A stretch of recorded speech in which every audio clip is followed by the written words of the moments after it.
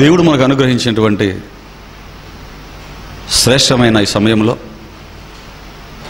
సమయము కంటే శ్రేష్టమైనది దేవుని వాక్యం. ఈ వాక్యం నుంచి ఒక చక్కటి మన బ్రతుకు పాఠాన్ని మీకు తెలియచేయాలని, ఇంకా బాగా చెప్పాలంటే మీ మెదడులకు ఎక్కించాలన్నటువంటి ఆలోచనతో ఒక మంచి సంగతిని మీతో పంచుకోవాలనుకుంటున్నాను. మరి క్రైస్తవుడి నీతి ఏంటి, లేదా క్రైస్తవుడికి ఉండవలసిన నీతి ఏంటి బైబిల్ను బట్టి అని ఈరోజు మిమ్మల్ని ఆలోచింపచేయాలి అనుకుంటున్నాను. దేవుని పిల్లలారా, క్రైస్తవుడు అనగానే క్రీస్తును ధరించుకున్నవాడు అన్నది మనకు తెలియాలి. ఎందుకు మనకు తెలియాలి అనే ఈ పదాన్ని నేను ప్రయోగించానంటే, దీని మీద సమాజానికి సరైన అవగాహన లేదు. క్రైస్తవుడు అని సమాజం కూడా ఎవరిని చూసి అనుకుంటుందంటే, బైబిల్లో ఉన్నటువంటి భక్తుల, భక్తి కలిగిన స్త్రీల పేర్లు పెట్టుకున్న వారిని బట్టి, బైబిల్లో ఉన్నటువంటి పేర్లను బట్టి ఆ పేర్లు పెట్టుకున్న వారిని చూసి వీరు క్రైస్తవులు అని అందరినీ అనుకుంటున్నారు. కనుక బైబిల్లో ఉన్న భక్తుల పేర్లు పెట్టుకున్న ప్రతి ఒక్కరూ క్రైస్తవుడు కాదన్న సంగతి వారికి తెలియదు. క్రైస్తవులుగా పిలువబడుతున్న వారిలో కూడా చాలామందికి అర్థము కాలేదు. క్రైస్తవుడు అనగానే బైబిల్లో ఉన్నటువంటి భక్తుల పేర్లు పెట్టుకున్నవాడు కాదు దేవుని పిల్లలారా. అలాగని క్రైస్తవులైన తల్లిదండ్రులకు పుట్టిన ప్రతివాడు కూడా క్రైస్తవుడు కాడు. క్రైస్తవ దేశాల్లో ఉన్నవాడు కూడా, క్రైస్తవ దేశాల్లో ఉన్న ప్రతి ఒక్కరూ కూడా క్రైస్తవులు కాదు అన్న సంగతి మీరు తెలుసుకోవాలి. అందుకే నొక్కి చెప్పాను, క్రైస్తవుడు అంటే ఎవరంటే బాప్తిసం పొంది, బాప్తిసంలో మనసు మార్చుకొని పాప క్షమాపణను నొంది, ఆపై క్రీస్తులా బ్రతుకుతానని ప్రమాణము చేసి క్రీస్తును ధరించుకున్నవాడే క్రైస్తవుడు. మరి ఎక్కడుంది పదం అని బైబిల్లో ఆలోచిస్తే, అపోస్తుల కార్యాలు 11వ అధ్యాయం 26వ వచనాన్ని ఒకసారి మీరు బైబిల్ విప్పి చూడగలిగితే, అపోస్తుల కార్యాలు వైద్యుడైన లూకా గారు, పరిశుద్ధుడైన లూకా గారు తాను వ్రాసిన 2వ పుస్తకమైనటువంటి అపోస్తుల కార్యాలు 11వ అధ్యాయం 26వ వచనాన్ని మీరు చూడగలిగితే, అక్కడ ఏమనుంటుందో చూడండి దేవుని పిల్లలారా. వారు కలిసి 1 సంవత్సరమంతయు సంఘములో ఉండి బహుజనులకు వాక్యాన్ని బోధించారు. మొట్టమొదట అంతియొకయలో, అంటే అంతియొకయాను పట్టణములో ఉన్న వారు, అంతియొకలో ఉన్న శిష్యులు క్రైస్తవులు అనబడిరి అన్నాడు. బైబిల్ చరిత్రలో లేదా ప్రపంచ చరిత్రలోనే క్రైస్తవుడు అనే పదం ఎక్కడ మనకు కనబడుతుంది అంటే, ఇదిగో అపోస్తుల కార్యాలు 11వ అధ్యాయం 26వ వచనంలోనే మొట్టమొదటగా ఫస్ట్ టైం క్రైస్తవుడు అనే పదం ఇక్కడ మనకు కనబడుతుందండి. ఇక్కడే వ్రాయబడింది, మొట్టమొదటగా, అందుకే చెప్పాడు, మొట్టమొదటగా అంతియొకయలో ఉన్నటువంటి శిష్యులు క్రైస్తవులు అనబడ్డారు. ఎందుకు వీరు శిష్యులుగా ఉంటున్నప్పటికీ క్రైస్తవులని అనబడ్డారు అంటే, క్రీస్తును ధరించుకున్నారు గనుక, క్రీస్తులో బ్రతుకుతున్నారు గనుక, క్రీస్తును ధరించుకున్నవాడే క్రైస్తవుడు గనుక. ఇంకా మీరు వివరం కావాలి అనుకుంటే మరొక మాట, దానికి ఎక్స్ప్లెనేషన్ ఇచ్చే మరొక వచనం గలతీయులకు రాసిన పత్రిక 3వ అధ్యాయం 27వ వచనం. క్రైస్తవుడంటే ఎంత గొప్పవాడో, ఎంత ఉన్నతమైన స్థితిలో ఉన్నవాడో తెలియజేసే ఒక మంచి పదం చూడండి దేవుని పిల్లలారా. గలతీయులకు రాసిన పత్రిక 3వ అధ్యాయం 27వ వచనంలో పరిశుద్ధాత్మ ప్రేరణతో అపోస్తలుడైన పౌలు గారు రాస్తూ, క్రీస్తులోనికి బాప్తీసం పొందిన మీరందరూ క్రీస్తును ధరించుకొని ఉన్నారు అన్నాడు. చూడండి, మీరు యూదులలో పుట్టిన వారైనా, అన్య జాతులలో జన్మించిన వారైనా, మీరు క్రీస్తును నమ్ముకొని బాప్తీసము తీసుకున్నారా? అయితే మీరు ఎవరంటే క్రీస్తును ధరించుకున్నవారు. క్రీస్తు అనగానే ప్రపంచంలో అందరికంటే గొప్పవాడు. ప్రపంచంలోనే కాదు, లాస్ట్ వీక్ చెప్పాను కదా, ముల్లోకాలలోకే మహనీయుడుగా నిలబడినవాడు. ఆయన పేరు ప్రతిష్టలు లోకాలకు సంబంధించినవి, దేశానికి సంబంధించినవి కావు, లోకాలకు సంబంధించినవండి. అంత గొప్ప పేరు ప్రఖ్యాతులు కలిగినటువంటి క్రీస్తును మీరు ధరించుకున్నారు అన్నాడు. అంటే మీరు కూడా చిన్నవారు కారు అన్నాడు. దేవుని పిల్లలారా, ఇది క్రైస్తవుడికున్న గొప్పతనం. మరి ఇంత గొప్ప క్రీస్తును ధరించుకున్నామని చెప్పుకుంటున్నాం మనం, దేవుని పిల్లలము అని చెప్పుకుంటున్నాం మనం. మనకంటూ కొంత నీతి, మరి మనకంటూ కొంత అనడం కంటే ఆ పదం కూడా పొరపాటున దొర్లిందేమో నా నోట్లో నుంచి. మనకంటూ ఒక నీతి ఉండాలంటారా లేదంటారా? మనకంటూ ఒక నీతి ఉండాలని బైబిలు సెలవిచ్చిందంటారా లేదా? మనకంటూ దేవుడి పిల్లలుగా ఒక నీతి, క్రైస్తవులంగా ఒక నీతి కలిగి ఉండాలని బైబిల్లో దేవుడు రాయించాడా లేదా అని మనం ఆలోచించాలి. ఎందుకంటే క్రైస్తవులంగా పిలువబడుతున్న మనము మొదట మన స్థితి ఏంటో మనకు అర్థం అవ్వటం ప్రాముఖ్యమైనది. దేవుని పిల్లలారా, మీరు ఆలోచించండి. ఎందుకంటే లోకములోనే లోకస్తులుగా చెప్పుకుంటున్న వ్యక్తులకే కొంత నీతి అనేది మనకు కనబడుతుంది. ఈరోజు సమాజంలో మానవతావాదులు ఉన్నారు. ఈ మానవతావాదులు అని పిలువబడుతున్న వారికి కొంత నీతి ఉంటుంది. వారికంటూ కొన్ని నీతికి సంబంధించిన విలువలు ఉంటాయి, వాటిని పాటిస్తుంటారు. వీరే కాదు, మానవతావాదులు కానివ్వండి, విప్లవవాదులు కానివ్వండి, అలాగే ఉద్యమకారులు కానివ్వండి, ఆదర్శ భావాలు కలిగిన వారు కొందరు ఉంటారు. మరి ఈ మానవతావాదులకు, విప్లవవాదులకు వీళ్ళ గురించి మనం ఆలోచించినట్లయితే వారికంటూ లోకస్తులైనప్పటికీ కొంత నీతి అనేది, వారంటూ ఒక నీతిని అనుసరించడం అనేది మనకు కనబడుతుంది.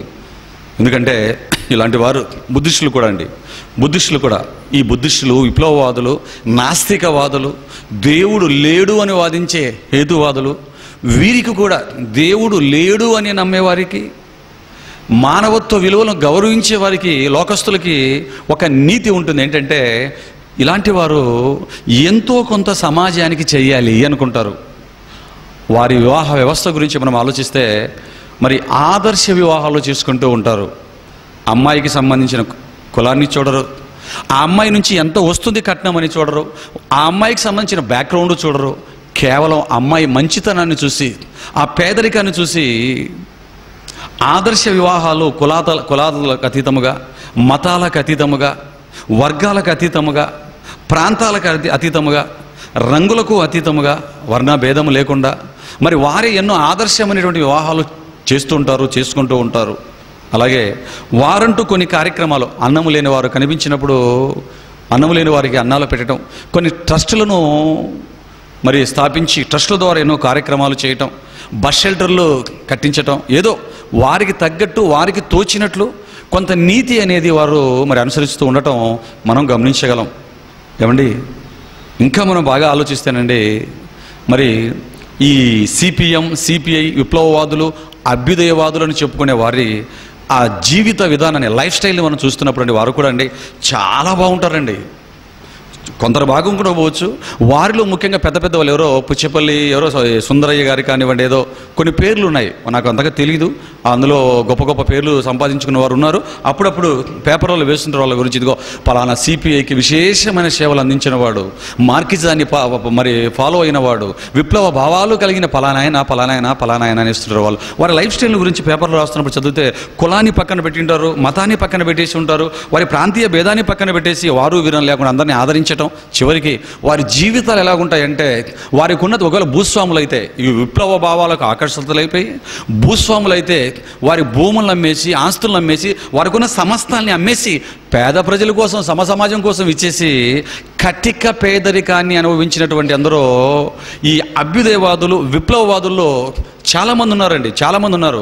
పేపర్లో చనిపోయినప్పుడు వాళ్ళ గురించి చేస్తుంటారు, లాల్ సలాం అని చెప్పుకుంటూ వేల మంది. ఎక్కడ ఆయన ఎవరో తెలియదు, పేరు సరిగ్గా తెలియదు, కానీ ఆ వ్యక్తి మరణించినప్పుడు వేలల్లో, లక్షల్లో కూడా వెళ్ళిపోయి ఆ వ్యక్తిని మరి శవాన్ని దహనం చేసిన వారు ఉన్నారు. అలాగే వీళ్ళందరికీ మార్గదర్శకుడు కార్ల్ మార్క్స్, ఆయన జీవితం కూడానండి, ఆయన కూడా ఒక మానవతావాది, ఒక విప్లవవాది అండి. ఆయన జీవితాన్ని కూడా ఒక అభ్యుదయవాదిగా ఆయన జీవితాన్ని మనం చూస్తున్నప్పుడు, సమసమాజం అని గొంతెత్తి కేకేసినటువంటి ఈ కార్ల్ మార్క్స్, ఆయన రైట్ హ్యాండ్ అయినటువంటి ఎంగిల్స్ అని ఒక ఆయన ఉంటాడు. ఈ ఎంగిల్స్ కానివ్వండి, లెనిన్ కానివ్వండి, మావో కానివ్వండి, విప్లవ భావాలు కలిగినటువంటి వీళ్ళందరూ కూడా ఎలా బతికారంటే, కార్ల్ మార్క్స్ జీవితం అండి, తిండికి సరిగ్గా లేక, పిల్లలకు వైద్యం చేయించుకునే ఖర్చుకు డబ్బులు లేక, భార్య కూడా అనారోగ్యంతో మరణిస్తున్నప్పుడు కఠిన పేదరికాన్ని అనుభవించి చిరిగిపోయిన బట్టలు వేసుకుని బతికాడండి. ఏమండి, అలాంటి వ్యక్తులను వీళ్ళు మార్గదర్శకులుగా తీసుకొని ఇదిగో లోకంలో కూడా మరి ఇలాగా బతికే వాళ్ళు చాలామంది మనకు కనబడుతుంటారు. అంతేకాదు దేవుని పిల్లలారా, అంతేకాదు ఇంకా ఈ విప్లవాలు లేకుండానే తమ వల్ల సమాజానికి మంచి జరగకపోయినా పర్వాలేదు కానీ కీడు జరగకూడదు అని ఒక విలువలను అనుసరించే వారు కూడా ఉంటారు. ఒక్క మాట చెప్పి నేను ముందుకు వెళ్తాను. విశాఖపట్నంలో నేను ఉంటున్నప్పుడు మరి 2015-16 అనుకుంటాను సుమారు, ఇంతకుముందు మీకు చెప్పాను నేను, ఒక పోస్టల్ ఆ డాబా గార్డెన్స్, వైజాగ్లో డాబా గార్డెన్స్లో సిటీకి సంబంధించిన అతిపెద్ద పోస్ట్ ఆఫీస్ ఉంటుందండి. ఏమండి, పాత పోస్ట్ ఆఫీస్ అని ఒక పెద్ద ఏరియా ఉంటుంది, అది కాదు, డాబా గార్డెన్స్లో ఉంటుందండి. వుడ్లాండ్ పెద్ద షోరూమ్ దాటిన తర్వాత పబ్లిక్లో ఉంటుంది అది. అక్కడికి మేము మరి మినిస్ట్రీకి కావాల్సినటువంటి కొన్ని కార్డ్స్ కొనడానికి వెళ్ళిపోయి ఆ కవర్స్ తీసుకున్నాం. అప్పట్లో సెల్ ఫోన్లు అంతగా లేవండి వాడుకలో.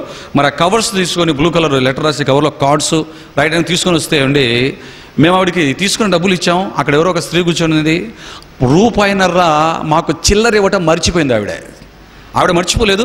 మేమే మా కంగారులో మేము వచ్చి తీసుకుని సర్రని వెళ్ళిపోయామండి. ఆ తీసుకునేటప్పుడు అవి తీసుకోవడం వల్ల ఆవిడ ఆ ఫోన్ నెంబర్ ఎవరు తీసుకున్నారు. మరి వెళ్ళిపోయిన తర్వాత ఆవిడ ఏం చేసింది తెలుసా అండి, మరలా మాకు ఫోన్ చేసి, ఏమండి ఇప్పుడు మీరు కొనడానికి వచ్చారు? అవునండి వచ్చాము. ఏంటంటే ప్రాబ్లం అన్నాం, ₹1.5 చిల్లర మీరు ఇక్కడ విడిచిపెట్టి వెళ్ళిపోయారు, దయచేసి వచ్చి మీ ₹1.5 చిల్లరని మీరు తీసుకెళ్ళిపోండి బాబు అని కాల్ చేసిందండి ఆవిడ. దేవుని పిల్లర మీరు ఆలోచించండి. ఏంటి, ₹1.5 చిల్లర విడిచిపెట్టినప్పుడు అలాగే ఉంచుకోకూడదు. చాలాసార్లు కండక్టర్లు మన ఆ టికెట్ల మీద ₹10 ఇవ్వాలి, ₹20 ఇవ్వాలి, ₹5 ఇవ్వాలి అని రాస్తుంటారు. మనం దిగేటప్పుడు అడగలేదనుకోండి, సైలెంట్గా ఉంటారండి, తేలుకుంటారు దొంగలాగా వాళ్ళు. అందరు కాదు, కొందరే. అందరూ అన్నట్లయింది, దయచేసి మీరు అపార్థం చేసుకోకండి ఆర్టీసీ డిపార్ట్మెంట్ వారు.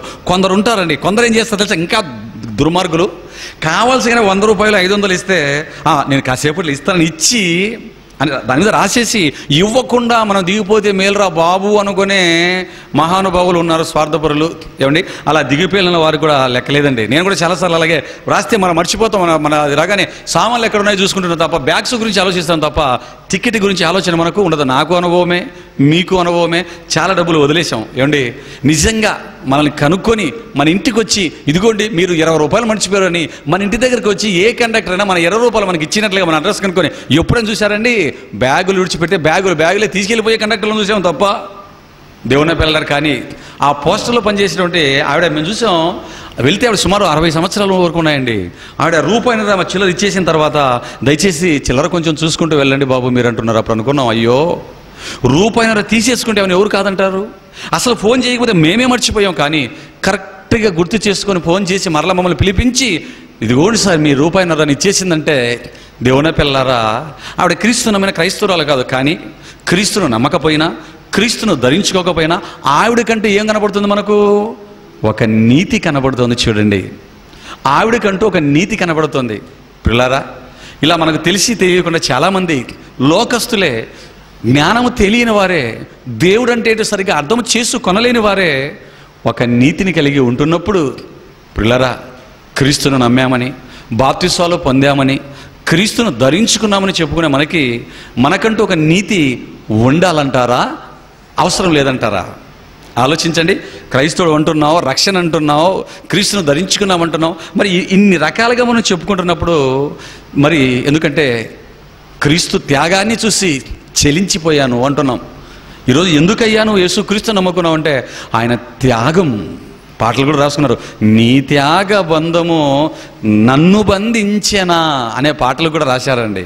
నిజంగా క్రీస్తు దేవుని నమ్ముకొని క్రీస్తు త్యాగానికి చెలించిపోయి ఆయన ప్రేమకు ఫ్లాట్ అయిపోయి ఆయన దగ్గరికి వచ్చామని చెప్పుకుంటున్నటువంటి పరిశుద్ధ సంఘముగా పిలువబడుతున్న మనకంటూ ఒక నీతి అంటూ ఉండాలంటారా, ఉండకూడదంటారా? మీరు ఆలోచించండి దేవుని పిల్లలారా.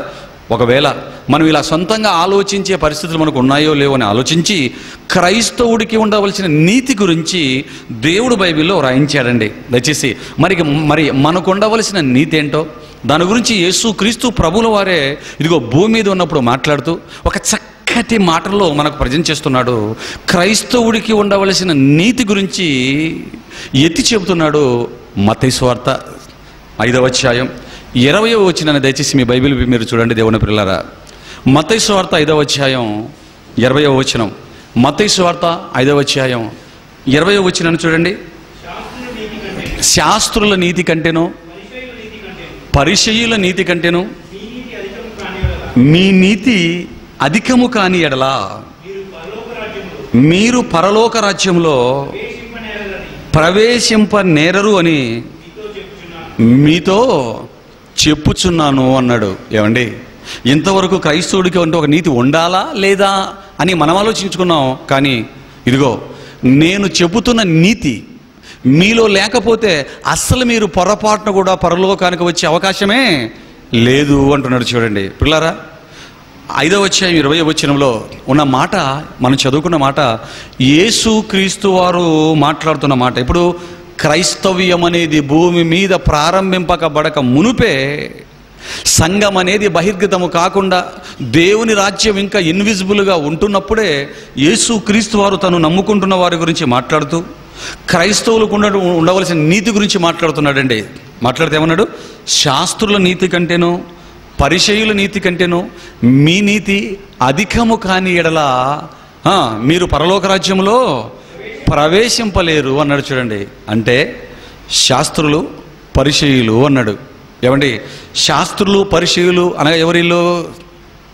ఆ రోజు యూదుల్లో ఉన్నటువంటి అత్యధికమైనటువంటి ఉన్నతమైన స్థితిలో ఉండేవారు, సమాజానికి బైబిల్ బోధించేవారు, నియమనిష్ట గరిష్ఠులుగా వారికి వారే ఫీల్ అవుతున్నవారు, సమాజానికి కనపరుచుకుంటున్నవారు, మరి మంచి సబ్జెక్టు కలిగిన వ్యక్తులుగా, అంటే ఈ కాలంలో చెప్పాలంటే పాస్టర్లుగా, రెవరెండ్లుగా, బిషప్పులుగా అనుకుంటున్నారు చూసారా, పోపులు ఇవన్నీ అనుకుంటుంటారు.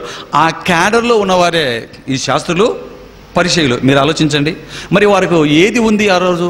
దేనిని బట్టి వారు ప్రవర్తిస్తున్నారు అంటే ధర్మశాస్త్రం అనేది వారికి ప్రామాణికంగా దేవుడే ఇచ్చాడు. ధర్మశాస్త్రాన్ని అనుసరించి నడుచుకోవాలన్నటువంటి ఆలోచనతో వారు ఉన్నారు. మరి వారి గురించి మాట్లాడుతూ ఏమంటున్నాడంటే ఇదిగో వారికంటూ ఒక నీతి ఉంది అన్నాడు. ఏమంటున్నాడు? శాస్త్రుల నీతి కంటేను పరిసయ్యుల నీతి కంటేను అన్నాడు. అంటే వారిలో కూడా ఒక నీతి కనబడుతోంది నాయన అంటున్నాడు. శాస్త్రుల నీతి కంటేను పరిసయ్యుల నీతి కంటేను అని మాట్లాడుతున్నాడంటే శాస్త్రులకి పరిసయ్యులకి ఏముందని చెప్తున్నాడు? వారికంటూ ఒక నీతి ఉంది అన్నాడు. చూడండి, వారికంటూ ఒక నీతి ఉంది. ఇదిగో వారికంటూ ఒక నీతి ఉంది.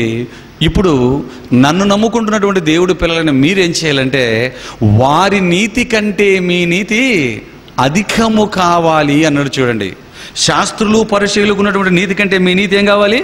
అధికముగా ఉండాలి అన్నాడు. అండి, అధికం అంటే ఏంటి చెప్పండి? అధికముగా ఉండడం అంటే ఏంటి చెప్పండి? అధికం అంటే ఏంటి? ఎక్కువగా అని. వారి నీతి కంటే మీ నీతి అధికముగా ఉండాలన్నాడంటే వారి నీతి కంటే మన నీతి ఎలా ఉండాలంటున్నాడు? ఎక్కువగా ఉండాలి నాయన అన్నాడు. చూడండి దేవుని పిల్లలారా, ఎక్కువగా ఉండాలి అన్నాడు. ఏమండి, మరి ఈ మాటను జాగ్రత్తగా మనం మనసు పెట్టి ఆలోచించగలిగితే ఎందుకంటే దేవుని పిల్లలారా, నిజంగా ఈ మాట చదువుతున్నప్పుడు మనం ఒక అంశాన్ని కళ్ళ ముందుకు తెచ్చుకొని బైబిల్లో ఉన్నటువంటి క్రీస్తు చెప్పిన మాటలను ఆలోచిస్తున్నప్పుడు నిజంగా ఆ మాటల్లో ఉన్నటువంటి భావం అర్థమైతే నిజంగా భయమేస్తుందండి. ఎందుకంటే క్రీస్తు మాట్లాడింది ఇది ఒక్క మాటే. అధ్యాయంలో ఇది కొండ మీద ప్రసంగాలండి, ఎన్నో మాటలు చెబుతున్నటువంటి ఆయన చెప్పిన వందల వేల మాటల్లో ఈ ఒక్క మాటను చదువుకొని మనం ఆలోచిస్తున్నప్పుడు ఏమండి, మన మెదులుకు వచ్చే ఆలోచన ఏంటంటే ఆయన మాట్లాడిన ప్రతి మాట ఒక గంట సేపు ప్రసంగం అవుతుందన్న సంగతి ఇక్కడ మనకు అర్థమవుతుంది. ఆయన నోటిలో నుంచి వచ్చిన ప్రతి మాట అది ఒక చిన్న ఒక లైన్ పదమైనా, లేకపోతే ఒక వచనములో వ్రాయబడినటువంటి దేవుని మాటలైనా, ఆయన నోటి నుంచి, యేసుక్రీస్తు నోటి నుంచి ఒక మాట వచ్చిందంటే ఇదిగో నిజంగా మనం మనసు పెట్టి దాన్ని ఆలోచించగలిగితే ఒక గంట సేపు ప్రసంగం అవుతుందన్న సంగతి మనం మర్చిపోకూడదు. దేవుని పిల్లలారా, జాగ్రత్తగా ఇక్కడ మనం జాగ్రత్తగా ఆలోచిస్తున్నట్లయితే, ఎందుకంటే శాస్త్ర నీతి, పరిశీలన నీతి గురించి మాట్లాడి ఆ తర్వాత మనకు ఉండవలసిన నీతి గురించి క్రీస్తు చెబుతున్నారు. దేవుని వర్లారా, చాలాసార్లు మనం ఏమనుకుంటామంటే ఇవన్నీ మనం పట్టించుకోం. వాక్యాన్ని చదవం గనక, వాక్యంలో దేవుడు ఆయన నమ్మిన వారి గురించి ఎలా బ్రతకాలో చెప్పిన మాటలను అర్థం చేసుకోవడానికి ప్రయత్నించాం కనుక చాలాసార్లు మనం ఏమనుకుంటామంటే మనకు తెలిసింది చేయటమే భక్తి అనుకుంటాం, మనకు అర్థమైనంతగా బ్రతకడమే భక్తి అనుకుంటాం. ఎందుకంటే మన బ్రతుకులను, మన జీవితాలను మనం ఆలోచించుకుంటున్నప్పుడు చాలామంది క్రైస్తవ బిడ్డలంగా మనం అనుకునే మాట ఏంటంటే, చాలామంది అనుకునేది ఏంటంటే, ఇదిగో వారం వారం చర్చికి వెళ్తున్నాను, క్రమం తప్పకుండా వెళ్తున్నాను, అంతో ఇంతో నాకున్నటువంటి కానుకను దేవుడికి వేస్తాను, అందరితో పాటు పాట పాడతాను, అందరితో పాటు బైబిల్ చదువుకుంటాను, నాకు ఇంకే కావాలి, బాప్తిసం కూడా అయిపోయింది, పేర్లు కూడా క్రైస్తవుల పేర్లు పెట్టుకున్నాం, ఇంకేం కావాలి అనుకుంటుంటారు. ఇక నేను పరలోకానికి వెళ్ళిపోతానులే అనుకుంటుంటారు. కానీ నువ్వు అనుకుంటున్నట్లుగా బైబిల్ ఉండదన్న సంగతి చాలామంది ఆలోచించరు. దేవుడు అనుకున్నట్లుగా ఉంటేనే మన బ్రతుకులు పరలోకానికి చేరుకుంటాయన్న సంగతి కూడా చాలాసార్లు మనం ఆలోచించమండి.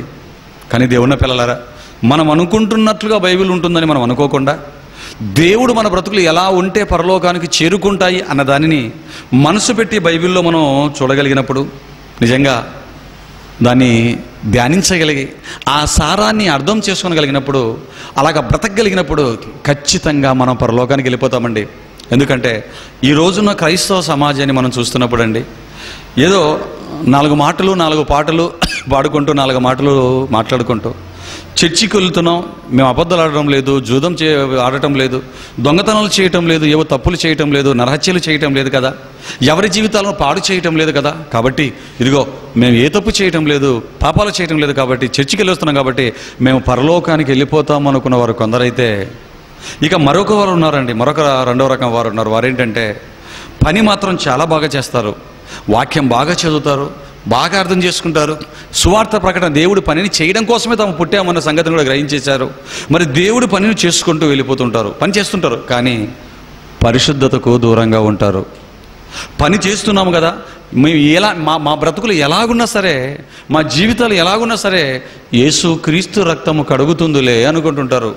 ఆలోచించండి దేవుని పిల్లలారా, 2 వర్గాలు.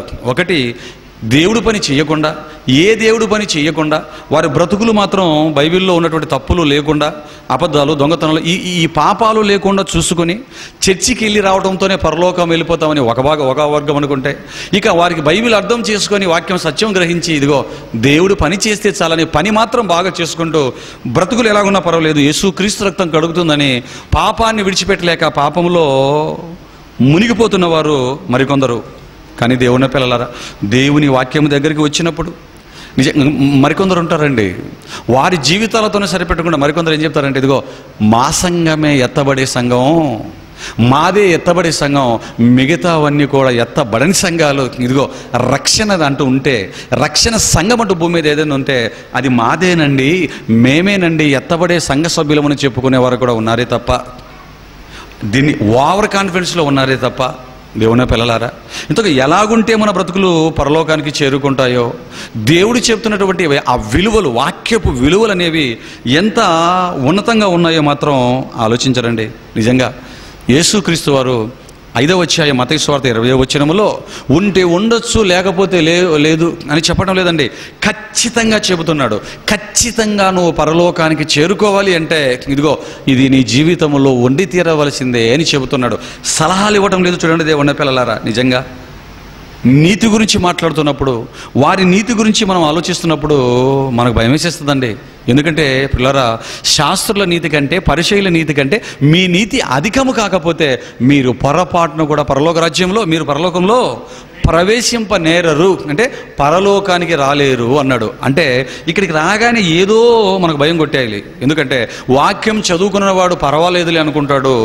వాక్యం చదువుకుని వాక్యంలో ఏముందో ధ్యానించి అర్థం చేసుకున్నవాడు భయపడిపోతుంటాడు. పరలోకానికి వెళతాడో వెళ్ళడో ఏమండి డిసైడ్ అయిపోతుంటాడు. మీరు ఆలోచించండి దేవుని పిల్లరా, నిజంగా దేవుని వాక్యం అండి. నిజంగా ఈ వాక్యాన్ని యేసుక్రీస్తు చెప్పిన మాటను నిజంగా మనం మనసులో పెట్టుకుని బాగా మనసు పెట్టి ధ్యానించగలిగితే, ఈ మాటను క్షుణ్ణంగా పరిశీలించగలిగితే, యేసుక్రీస్తు చెప్పిన మాటను ఆలోచిస్తే, శాస్త్రుల నీతి కంటే పరిచయుల నీతి కంటే మీ నీతి అధికము కాని ఎడల మీరు పరలోక రాజ్యంలో ప్రవేశింపనేరరు అన్నాడు. అంటే ఇప్పుడు మనం పరలోక రాజ్యంలో ప్రవేశించాలంటే మన స్థాయి, మన నీతి స్థాయి అనేది ఎలాగుండాలి? ఏమండి, ఎంత ఖచ్చితంగా మనకు ఒక కొలమానాన్ని ఇచ్చాడు చూడండి.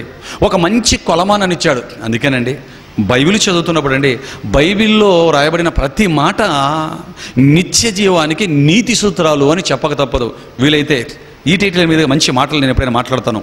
ఎందుకంటే నిత్య జీవానికి నీతి సూత్రాలు, లెక్కలు రావడానికి లెక్కల్లో సూత్రాలు, సైన్స్ సబ్జెక్ట్ రావడానికి ఒక స్థాయికి చేరుకోవడానికి సైన్స్లో ఈక్వేషన్స్ ఎలాగైతే ఉంటాయో, నిత్య జీవానికి వెళ్ళటానికి కూడా బైబిల్లో దేవుడు నీతి సూత్రాలు అనేవి మన కోసం భద్రపరిచాడు. ప్రియులారా, ఆ నీతి సూత్రాలను దేవుడు నిత్య జీవం చేరుకోవటానికి వ్రాయబడిన మాటలని జాగ్రత్త మనం ఆలోచించి మన బ్రతుకుల్లో ఉండేటట్లుగా చూసుకుంటే ఖచ్చితంగా మనం పరలోకానికి వెళతాం. ఆ కొలతకు దేవుడు నియమించిన కొలమానాన్ని అందుకోలేకపోతే నువ్వు ఎన్ని చేసుకున్నా, క్రీస్తును ధరించుకున్నా చెప్పుకున్నా నరకానికి వెళ్ళిపోతావు. అందుకేనండి యేసుక్రీస్తు చెప్తున్న మాట ఏంటంటే, శాస్త్రుల నీతి కంటేను పరిచయుల నీతి కంటేను మీ నీతి అధికము కాని ఎడలా మీరు పరలోక రాజ్యంలో ప్రవేశింపనేరరు అన్నాడు. అంటే మనం పరలోక రాజ్యంలోకి ప్రవేశించాలి అంటే ఒక చక్కటి కొలమానాన్ని మనకు యేసుక్రీస్తు వారు ఇక్కడ చెప్తున్నారు. ఏంటది? శాస్త్రుల నీతి కంటే పరిచయుల నీతి కంటే మీ నీతి అధికముగా ఉండాలి అన్నాడు. ఎక్కువగా మీ నీతి ఉండాలి అంటున్నాడు. పిల్లరా, శాస్త్రుల నీతి కంటే పరిచయుల నీతి కంటే వారికంటే మన నీతి ఎక్కువగా ఉంటే అంటే మనం పరలోక రాజ్యంలో ప్రవేశిస్తామా? సందేహమే లేకుండా ప్రవేశిస్తాం. క్రీస్తు చెప్పిన మాట ఇది. ఇకపోతే మరి వారి నీతి కంటే మన నీతి అధికంగా ఉండాలంటే అధికం చేసుకోవాలి. అంటే మనకేం తెలియాలి? ఎంతకు శాస్త్రుల నీతి ఏంటో పరిచయుల నీతి ఏంటో మనకు తెలియాలి. వారి నీతి ఏంటో, శాస్త్రుల పరిచయుల నీతి ఏంటో తెలిసినప్పుడే దాన్ని మనం ఓవర్టేక్ చేస్తే పరలోకానికి చేరుకుంటామే తప్ప వారి నీతి ఏంటో మనకు తెలియలేదు అనుకోండి, మన పరిస్థితి ఎలాగుంటుందంటే చేలో గుడ్డెద్దు పడినట్లుగా ఉంటుంది. చేలో గుడ్డెద్దు పడితే పరిస్థితి ఎలాగుంటుంది? కళ్ళు కనిపించవు ఎద్దుకి.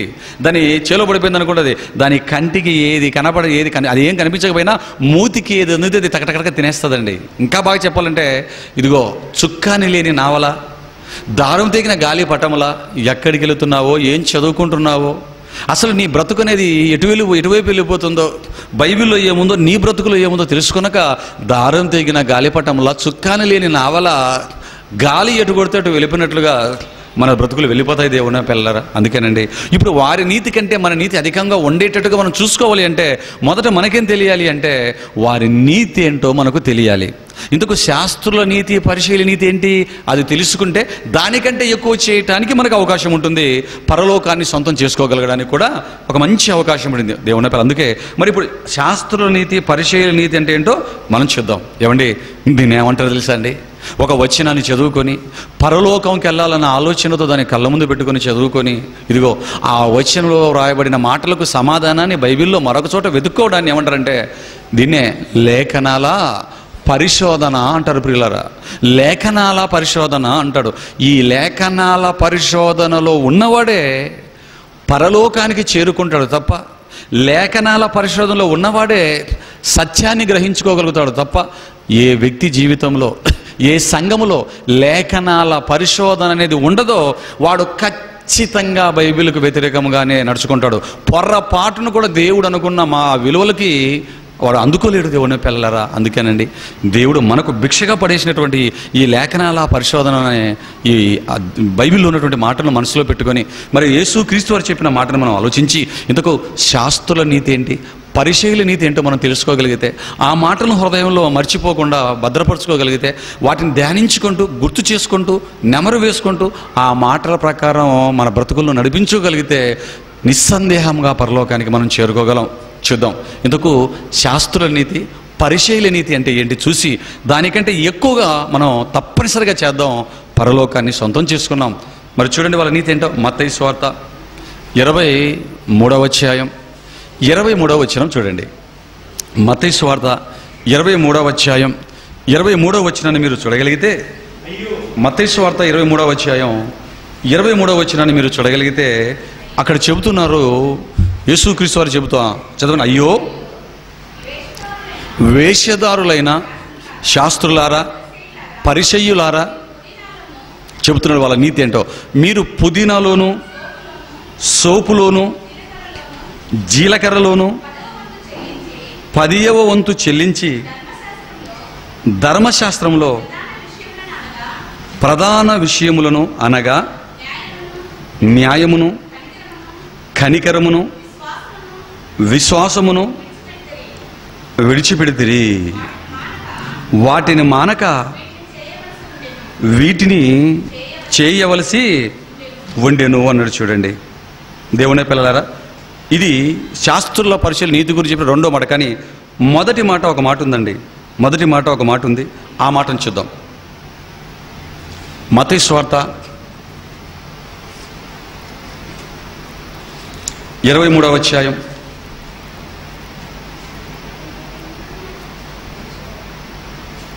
23వ అధ్యాయం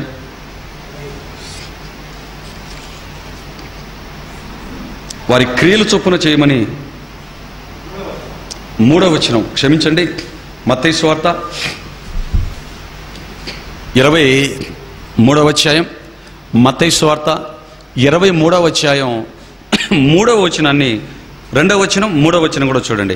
మత్తయి సువార్త 23వ అధ్యాయం 2వ వచనం 3వ వచనాన్ని కూడా మీరు చూడగలిగితే ఇక్కడ శాస్త్రుల నీతి ఏంటో చెప్తున్నాడు. శాస్త్రులను పరిచయులను మోషే పీఠమందు కూర్చుండువారు గనుక వారు మీతో చెప్పిన వాటినన్నింటినీ అనుసరించి గైకొనుడి, అయినను వారి క్రియల చొప్పున చెయ్యకుడి అంటున్నాడు. ఏమండి ఇక్కడ శాస్త్రులకు పరిచయులకు నీతి ఏంటో అంటే వారు అనుసరిస్తున్నదంటూ ఏంటో ఇక్కడ చెప్తున్నాడంటే, వారు ఏమనుకుంటున్నారంటే వారి నీతి ఏమిటి అంటే బైబిల్లో ఉన్నవి చెప్పటమే తమ నీతిగా వారు భావిస్తున్నారట. బైబిల్లో ఉన్నవి చెప్పటమే తమ నీతిగా భావిస్తున్నారట. చెప్పటానికి ప్రియారిటీ ఇస్తున్నారే తప్ప, చెప్పటానికి ప్రాముఖ్యతనిస్తున్నారే తప్ప చెప్పిన వాటి ప్రకారము బ్రతకాలన్న ఆలోచన వీరికి లేదు అన్నాడు. చూడండి ఏమండి, శాస్త్రుల నీతి పరిశీలన నీతి ఏంటో చెప్తున్నాడు. జాగ్రత్తగా ఇక్కడ జాగ్రత్తగా ఆలోచిస్తే మరి శాస్త్రులు పరిచయులు మరి బైబిల్లో ఉన్న వాక్యాలని కరెక్ట్గా చెబుతున్నారా తప్పు చెబుతున్నారా? బైబిల్లో ఉన్న వాక్యాలని కరెక్ట్గానే చెప్తున్నారా? వాళ్ళు కరెక్ట్గా చెప్తున్నారా తప్పు చెప్తున్నారా? కరెక్ట్గా చెప్తున్నారు అని మన వాళ్ళు చెప్పగలం. యేసు క్రీస్తు చెప్తున్నారు, వారు చెప్పుదురే కానీ చేయరంటే వారి చెప్పిన దాని ప్రకారం మీరు చెయ్యండి, ప్రవర్తించండి, కానీ వారి క్రియలను మీరు అనుసరించకండి అంటున్నారు. అంటే క్రీస్తు వారు చెప్పిన దాని ప్రకారం చేయమంటున్నారంటే శాస్త్రులు ఏం చేస్తున్నారు, పరిచయులు ఏం చేస్తున్నారంటే ఇదిగో బైబిల్లో మాత్రం ధర్మశాస్త్రంలో అప్పటికి దేవుడు వాడికి ఇచ్చినట్టు 39 పుస్తకాలలో ఏముందో ప్రజలకు చెప్పటం మాత్రం కరెక్ట్గా చెప్తున్నారు. సబ్జెక్టు మాత్రం కరెక్ట్గా చెప్తున్నారు, వాక్యాలు మాత్రం ఉన్నది ఉన్నట్టుగా చెప్తున్నారు. కానీ వీళ్ళు ఏం చేస్తున్నారంటే వాక్యాన్ని ఉన్నది ఉన్నట్టుగా చెప్తున్నారు, కానీ చెప్పిన దాని ప్రకారం వీళ్ళ బ్రతుకుల్లో ఉన్నవో లేవో చూసుకోవటం లేదు. వారు ఏం చెబుతున్నారో దాని ప్రకారంగా బ్రతకడం కూడా లేదు. అంటే ఒకటి బాగుంది ఒకటి బాగోలేదు, ఒకటి బాగుంది ఒకటి బాగోలేదు. ఏం బాగుంది ఏం బాగోలేదు? వాక్యాన్ని చదవటం బాగుంది, చెప్పటం బాగుంది. చెప్పటం అయితే బాగా చెప్తున్నారు, కానీ బాగోలేనిది ఏంటంటే చెప్పిన దాని ప్రకారం బ్రతకాలన్న ఆలోచన వీరికి లేదు. వీరి జీవితాల్లో వీరు ఏం చేసుకుంటున్నారంటే, ఏ నీతిని వీరు అనుసరిస్తున్నారంటే, ఇదిగో బైబిల్లో ఉన్నది చెబుతున్నామా లేదా, బైబిల్లో ఉన్నది ఉన్నట్లుగా తప్పులు లేకుండా ఉన్నది ఉన్నట్లుగా దేవుడు చెప్పిన భావాలని, దేవుడు చెప్పిన ఆలోచనలని, మరి పొల్లు పోకుండా తప్పులు పోకుండా పెద్దల ద్వారా మా చేతుల్లోకి వచ్చిన ప్రవక్తల ద్వారా మాకు ఇవ్వబడిన ఈ వాక్యాన్ని ఉన్నది ఉన్నట్లుగా మరి చెబుతున్నామా లేదా అని చూసుకుంటున్నారే తప్ప, చెబుతున్నది రైట్ ఉందా లేదా చూసుకుంటున్నారే తప్ప, వారి బ్రతుకుల్లో మాత్రం వాక్య సంబంధమైన క్రియలు లేకుండా పోయాయి అన్నాడు. చూడండి, ఆలోచించండి దేవుని పిల్లలారా. ఇప్పుడు దేవుణ్ణి వీళ్ళ విషయంలో ఏం చేయమంటారు చెప్పండి? ప్రజలకు మంచిని చెబుతున్నందుకు సంతోషపడమంటారా? వీరు చెప్పిన దర్భాకరం బ్రతకక నరకానికి బాటలు వేసుకుంటున్నందుకు, తెలిసి కూడా దాని ప్రకారం బ్రతకకుండా నరకానికి జారిపోతున్నందుకు బాధపడమంటారా? దేనికి సంతోషపడమంటారు, బాధపడమంటారు చెప్పండి? బాగా చెప్తున్నందుకు సంతోషపడమంటారా, బ్రతుకుల్లో లేనందుకు బాధపడమంటారా చెప్పండి దేవుని పిల్లలారా? దేవుణ్ణి ఏమండి, ఇదే శాస్త్రుల పరిచయుల నీతి అన్నాడు. వారి నీతి ఏంటి? చెప్పటానికి మాత్రమే వారి బ్రతుకులు, చెప్పటానికి మాత్రమే నిలబడుతున్నారు తప్ప ఆ బైబిల్లో ఉన్నట్లుగా వారి బ్రతుకుల్లో చూసుకోవటం లేదు. అందుకే దేవుడు ఏమన్నాడు? యేసుక్రీస్తు, వారు చెప్పిన ప్రకారం చేయండి, కానీ వారి క్రియలను మాత్రం మీరు అనుసరించకండి అన్నాడు. చూడండి దేవుని పిల్లలారా, అంటే మధ్యలోనే ఆగిపోయారు వీళ్ళు. శాస్త్రులు పరిచయులు ఎక్కడ ఆగిపోయారు? మధ్యలో ఆగిపోయారు. అంటే వాక్యాన్ని చదువుకొని సరిగా ఉందో లేదో చూసుకొని అర్థము చేసుకొని దాని ప్రకారం బ్రతికి పరలోకానికి వెళ్ళాలి. వీళ్ళు ఏం చేశారు? చదువుకుంటున్నారు, ధ్యానిస్తున్నారు, కరెక్ట్గా నేర్చుకుంటున్నారు, చెబుతున్నారు, ఆగిపోయారు. ఆ చెప్పేటంత వరకు వచ్చేసారు. ఆ తర్వాత మధ్యలో బ్రతుకులో చూసుకోవటం లేదంటే వీరి బ్రతుకులు పరలోకానికి వచ్చే మార్గంలో మధ్యలోనే ఆగిపోయాయి దేవుని పిల్లలు. ఇది శాస్త్రుల నీతి, పరిచయుల నీతి. చెప్పటం, చెప్పిన దాని ప్రకారం బ్రతకకపోవటం, మధ్యలోనే ఆగిపోవటం, ఒక విషయంలో సంతోషపెట్టడం, ఒక విషయంలో దుఃఖ పెట్టడం దేవుణ్ణి. మీరు ఆలోచించండి, ఇది శాస్త్రులు నీతికున్నటువంటి నీతిలో ఉన్నటువంటి మొట్టమొదటి వారు అనుసరిస్తున్న నీతి. ఇక రెండవ నీతి గురించి యేసుక్రీస్తు వారు చెబుతూ, రెండవ మాట వారి నీతిని గురించి మాట్లాడుతూ, అదే మత్తయి సువార్త, అదే 23వ అధ్యాయం, ఇప్పుడు 23వ వచనాన్ని చూడండి.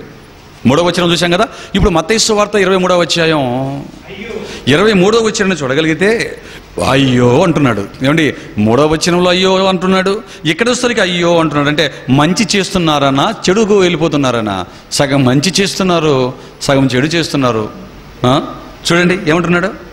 అయ్యో వేషధారులైన శాస్త్రులారా, పరిచయులారా, మీరు ఏం చేస్తున్నారంటే, ఇదిగో పుదీనాలోను, సోపులోను, జీలకర్రలోను 10వ వంతు చెల్లించి ధర్మశాస్త్రంలో ప్రధానమైన విషయములను అనగా న్యాయమును, కనికరమును, విశ్వాసమును విడిచిపెట్టి తిరిగి అన్నాడు. చూడండి పిల్లలారా, ఏమండి, ఇక్కడికి వచ్చేసరికి వారి నీతి గురించి మాట్లాడుతున్నాడు. మరో మాట యేసుక్రీస్తు వారు ఏం చేస్తున్నాడు ఇక్కడికి వచ్చి చెప్తున్నాడు. చూడండి దేవుని పిల్లలు, ఇవ్వటాన్ని గురించిన సందర్భాన్ని మాట్లాడుతున్నాడు.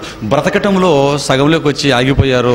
కనీసం దేవుడికి ఇచ్చే విషయంలో, దేవుని వాక్యాన్ని గురించి మనసున పెట్టే విషయంలో ఏ స్థాయిలో ఉన్నారో చెబుతున్నారు. మరి ఇచ్చే విషయంకి వచ్చేసరికి దేవుడికి ఇవ్వటంలో వీరు ఎలాగున్నారంటే, ఎందుకంటే దేవునికి ఇవ్వటం అనేది ఆయన కోసం బ్రతకటంతో పాటు దేవునికి ఇవ్వటం అనేది కూడా ప్రాముఖ్యమైనది. దేవుని పిల్లలారా, సమాజం దగ్గరికి దేవుని వాక్యం వెళ్ళాలి అంటే ఇదిగో దేవుని పిల్లలమైన మనందరం గుప్పిలు విప్పాలి.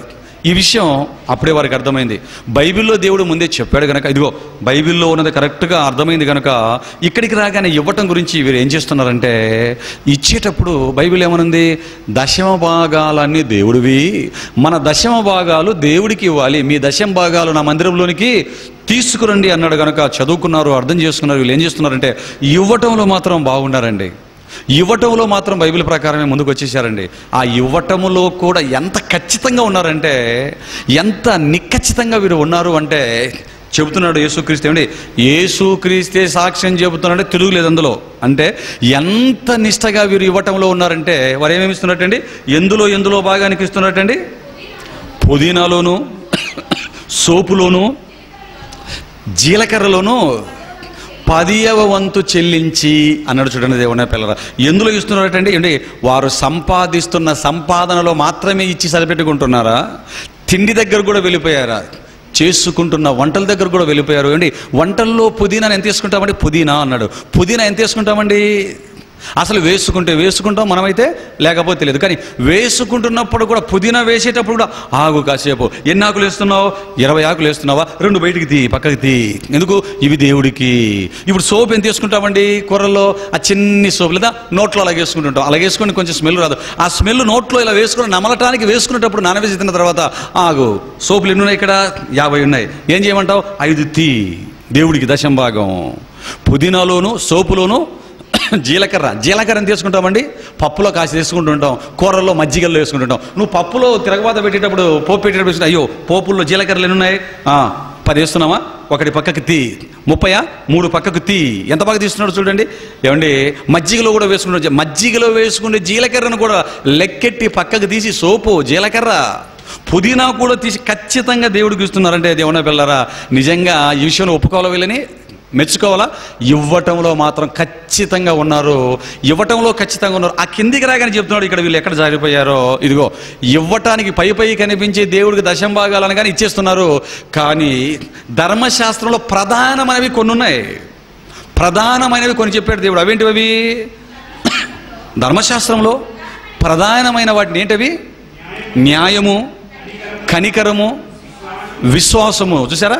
న్యాయము, కనికరము, విశ్వాసము. ఈ విషయంలో వాళ్ళు ఏం చేస్తున్నారట? విడిచిపెట్టేశారట. ప్రధానమైనవి అన్నాడు. న్యాయము, కనికరము, విశ్వాసము, ప్రేమ, నిన్నువలే నీ పొరుగువాన్ని ప్రేమించటం, జాలి చూపటం. ఏమండి ఇవి లక్షణాలండి. ఇవి మనిషికి ఉండవలసిన లక్షణాలండి. ప్రధానమైనవి అన్నాడండి దేవుడే బైబిల్లో. ఏమండి ఈ ఇవ్వటం అన్నీ కూడా, ఇవ్వటంలో నీకు ఏం రావాలి అంటే ఇతరుల కోసం మంచిగా బ్రతికి, ఇతరుల కోసం నీకున్నవన్నీ ఇచ్చే, నిన్ను వలే నీ పొరుగువాన్ని ప్రేమించే స్థితికి వెళ్ళిపోవాలి. ఏమండి మీరు ఏం చేశారంటే ఇదిగో దశమ భాగాలు మాత్రం జీలకర్రలో, పోపులో, పుదీనాలు కరెక్ట్గా ఇస్తున్నారు. ప్రధానమైన విషయాలకు, ప్రవర్తన విషయాలకు వచ్చేసరికి ఏమైపోతున్నారు? న్యాయాన్ని విడిచిపెట్టేశారంటే అన్యాయం, విడిచిపెట్టారంటే న్యాయాన్ని విడిచిపెట్టారంటే ఎందులో ఉన్నారు? అన్యాయం చేసేస్తున్నారు. కనికరం లేదు, దయ లేదు, దాక్షిణ్యం లేదు, ప్రేమ లేదు, ఎవరి పట్ల కనీసం దీనులను ఆదరించాలన్న మనస్సు లేదు. ఎలా మారిపోయారో చూడండి దేవుని పిల్లరా. ఈ విషయంలో కూడా వీళ్ళు ఎలా మారిపోయారు? ఇప్పుడు ఈ దశమ భాగాలు తన పని కోసం ఇస్తున్నందుకు సంతోషపడమంటారా?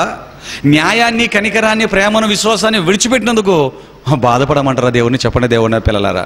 మీరు ఆలోచించంటే వీళ్ళ నీతి ఏంటంటే, శాస్త్రుల పరిచయాల ఈ విషయంలో వారికి నీతి ఏంటంటే చిన్నవి చేసేస్తున్నారు. గొప్పవి, మనిషికి తప్పనిసరిగా ఉండవలసినవి, ప్రధానమైన వాటిని మాత్రం ఏం చేశారు? వీళ్ళు ప్రక్కన పెట్టేశారు. చూడండి, చిన్నవి చేసుకుంటూ ప్రధానమైన వాటిని పక్కన పెట్టేసి పొరుగువాన్ని ప్రేమించకుండా, పొరుగువాన్ని కనికరం చూపకుండా, పొరుగువానికి న్యాయము తీర్చాలన్న ఆలోచన కూడా లేకుండా వెళ్ళిపోతున్నారంటే మీరు ఆలోచించండి దేవుని పిల్లలారా. ఆలోచించండి. ఇదే శాస్త్రుల పరిచయాల నీతి. ఇది ఇవ్వటములో, ఇదిగో దేవుడి వాక్యం చెప్పి ప్రవర్తించడంలో వాళ్ళ నీతి ఎలాగుంది. ఇక్కడికి రాగానే ఇవ్వటములో, ప్రధానమైన వాటిని గైకొనటంలో వారి బ్రతుకులు ఎలాగున్నాయంటే ఇదిగో ఎలాగున్నాయి చూడండి. ఆలోచించండి. ఇక మూడవ దాన్ని కూడా మనం చూద్దాం, మరో పాయింట్ చూద్దాం. శాస్త్రుల పరిచయాల నీతిలో ఉన్నటువంటి మరొక సందర్భాన్ని, వారి నీతి ఏంటో మనం చూడగలిగితే అదే మత్తయి సువార్త 23వ అధ్యాయం 25వ వచనాన్ని చూడగలిగితే చూడండి. 23 మత్తయి సువార్త 25వ వచనం. మత్తయి సువార్త 23వ అధ్యాయం 25వ వచనాన్ని మీరు చూడగలిగితే, అయ్యో వేషధారులైన శాస్త్రులారా, పరిచయులారా, మీరు గిన్నెయు పల్లెమును వెలుపట శుద్ధి చేయుదురు కానీ అవి లోపల దోపుతోనూ అజితేంద్రియత్వంతోనూ నిండి ఉన్నది అన్నాడు. చూడండి పదాలు దేవుని పిల్లరా, మీరు ఆలోచించండి. ఏమండి ఇక్కడికి రాగానే శాస్త్రులకు, పరిచయులకు ఉన్నటువంటి నీతి గురించి మరో మాట మాట్లాడుతున్నాడు. వారు ఏం చేస్తున్నారంటే ఇదిగో వారికి ఉన్న గిన్నెలు, ఇత్తడి గిన్నెలు, వెండి గిన్నెలు, స్టీల్ గిన్నెలు, ఏ గిన్నెలు అయితే వాళ్ళ దగ్గర ఉన్నాయో, అప్పటి కాలానికి అందుబాటులో ఉన్నాయో, ఆ గిన్నెలన్నిటినీ ఏం చేస్తున్నారట? వెలుపల శుద్ధి చేస్తున్నారట. మరక లేకుండా, మచ్చ లేకుండా ఆడిపెట్టేట్టుగా చేస్తున్నారు. ఎక్కడ? బయట. వెలుపల మాత్రం నీతిగా అడుగుతున్నాడు. లోపల ఎలాగున్నాయి? లోపల మాత్రం విడిచిపెట్టేసాడటండి. ఏమండి, నిజంగా మనం కూడా వంటలు చేసుకోవడానికి మన ఇంట్లో ఉన్నటువంటి మన స్త్రీమూర్తులు గిన్నెలు తోముతుంటారు. ఏమండి, గిన్నెను ఎక్కడ బాగా శుభ్రపరుస్తాం, ఎక్కడ నీట్గా ఉండేటట్టుగా మొదట జాగ్రత్త పడతారండి చెప్పండి స్త్రీలు? బయట లోపల? ఏమా? లోపల. ఎందుకంటే బయట కొంచెం మచ్చున్నా పర్వాలేదు, కానీ బయట కొంచెం పైన. అందుకు చూడండి, గిన్నెలు మన ఆడవాళ్ళు చేస్తున్న పెనాలు కానివ్వండి, మన ఆడవాళ్ళు వంటలు చేస్తున్నటువంటి ఆ పాత్రలు కానీ చూస్తున్నప్పుడు లోపల తలతల్లాడతాయి, బయట తలతల్లాడతాయా? బయట ఏమో నల్లగా ఉంటాయి, కిందన అడుగునేమో నల్లగా ఉంటుంది. అది వెండి, అది ఏ గిన్నెైనా, ఇతల గిన్నెైనా, ఏ గిన్నెైనా సరే, సిల్వర్ గిన్నెలైనా కిందన నల్లగా ఉంటాయి, లోపల మాత్రం తలతల్లాడిపోతుంటాయి. అవునా కదా? అంటే ఏంటన్నమాట, మన వాళ్ళు ఏ విషయంలో జాగ్రత్త తీసుకుంటున్నారు? లోపల మాత్రం చాలా భద్రంగా చూసుకుంటున్నారు, అలాగనే బయట విడిచిపెట్టారు, బయట కూడా క్లీన్గా కడుగుతున్నారు. మీరు ఆలోచించినది ఏమన్నా పిల్లడే, లోపలికి ఇచ్చినంత ప్రాముఖ్యత బయటకి అందుకే మన వాళ్ళు కూడా ఇవ్వరండి పిల్లరా. కానీ దీనికి ఆపోజిట్గా ఉంది శాస్త్రుల పరిచయుల నీతి. వీరేం చేస్తున్నారంటే బయట మాత్రం క్లీన్గా కడుగుతున్నారు, లోపలికి వెళ్ళి హృదయాలు చూసేసరికి కంపు కొట్టేస్తున్నాయంటే చూడండి.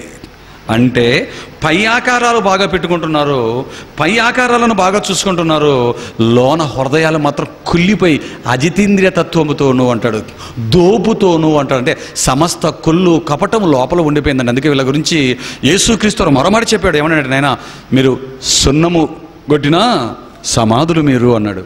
మీరు సున్నం కొట్టిన సమాధులు అన్నాడండి. ఏంటి సున్నం కొట్టిన సమాధులు అంటే ఏంటి? సమాధి ఎలా ఉంటుంది? బయట సమాధి ఎలా ఉంటుందండి?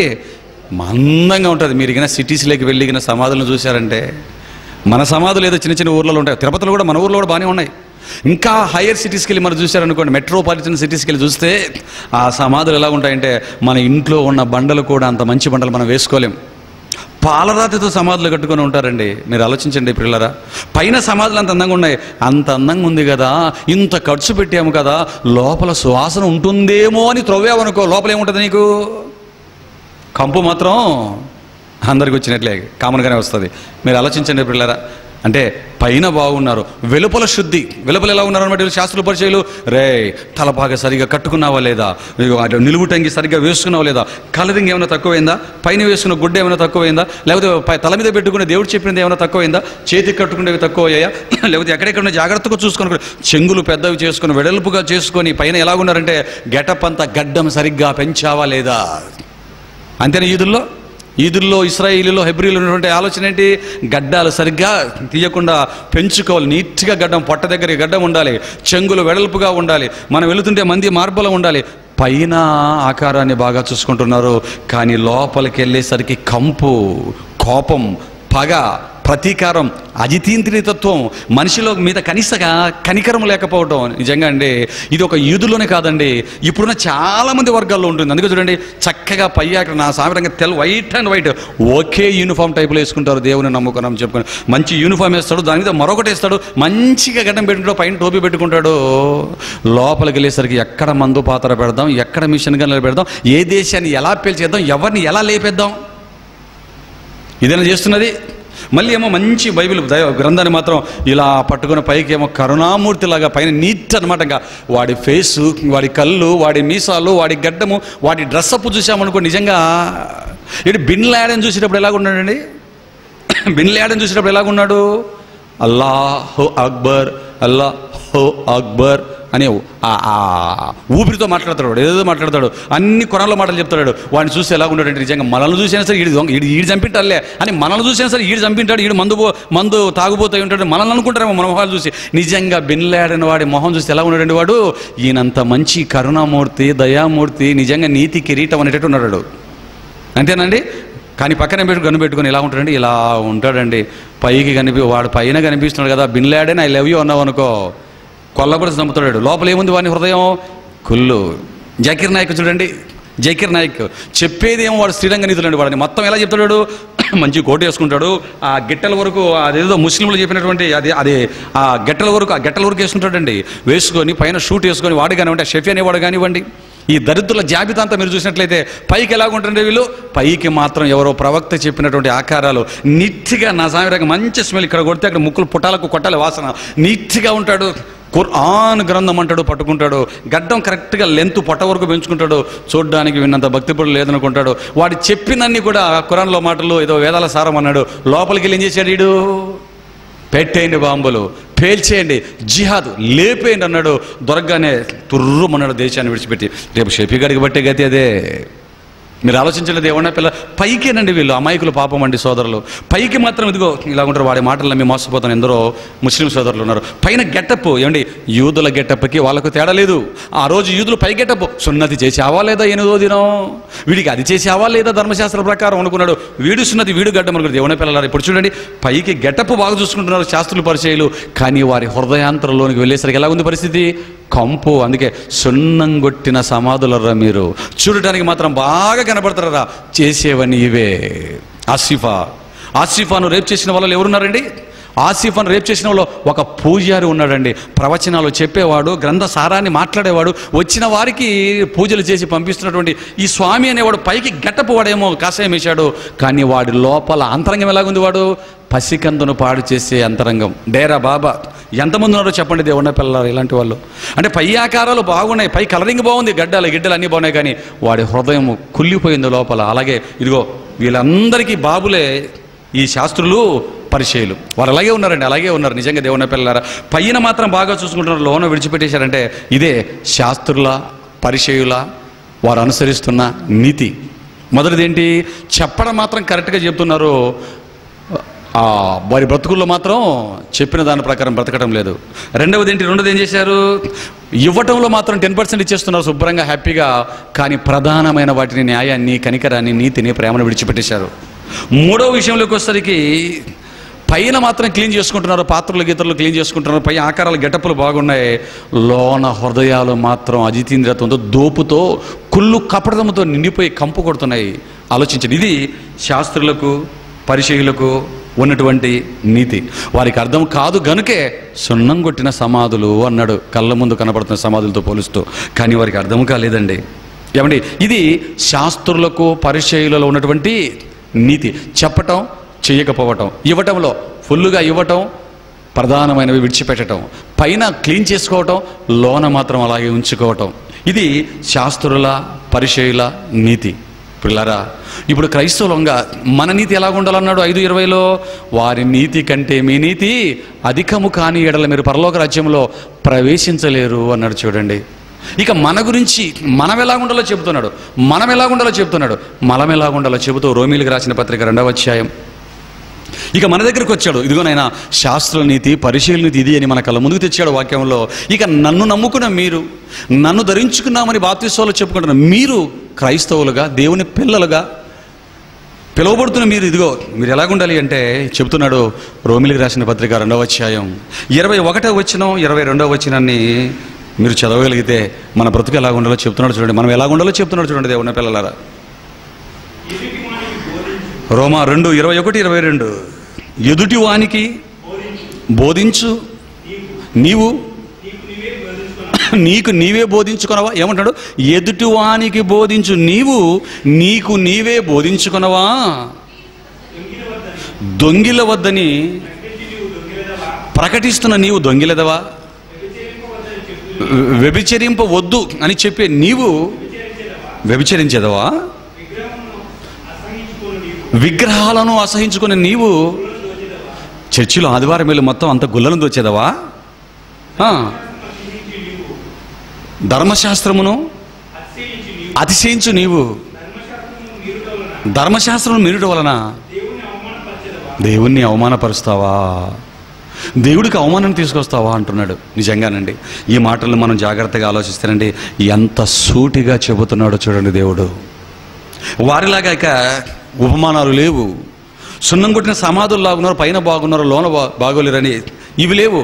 డైరెక్ట్ అయిపోయాడండి, సూటిగా దిగిపోయాడండి మన దగ్గరికి వచ్చేసరికి. ఎందుకంటే వారికంటే నీకు వాక్యం 66 పుస్తకాల రూపంలో చేతిలోకి వచ్చింది కనుక, సబ్జెక్టు నీకు అందింది కనుక, పరిపూర్ణుడవుగా నువ్వు నిలబడాలి కనుక, అర్థం చేసుకునే శక్తి నీకు ఉంది కనుక డైరెక్ట్ అయిపోయాడు మన దగ్గరికి వచ్చేసరికి. డైరెక్ట్ అయిపోయాడు దేవుడు. ఎంత సూటిగా మాట్లాడుతున్నాడో చూడండి, ఎంత సూటిగా మాట్లాడుతున్నాడు. ఏమంటాడు మాట్లాడుతూ 21లో ఏమంటున్నాడు? ఎదుటివానికి బోధించే నీకు నీవే బోధించుకున్నావా అంటున్నాడు. అంటే ఈ మాటను ఆలోచించండి. ఏమండి అంటే బోధ అనేది మొదట ఎవరికో మీరు చెప్పండి. బోధ అనేది మొట్టమొదట ఎవరికో చెప్పండి. ఇదిగో ముందు కూర్చున్నటువంటి ప్రజలక, చెబుతున్నటువంటి వాక్యోపదేశకుడిగా మొదట బోధ నేనున్నాను అనుకోండి.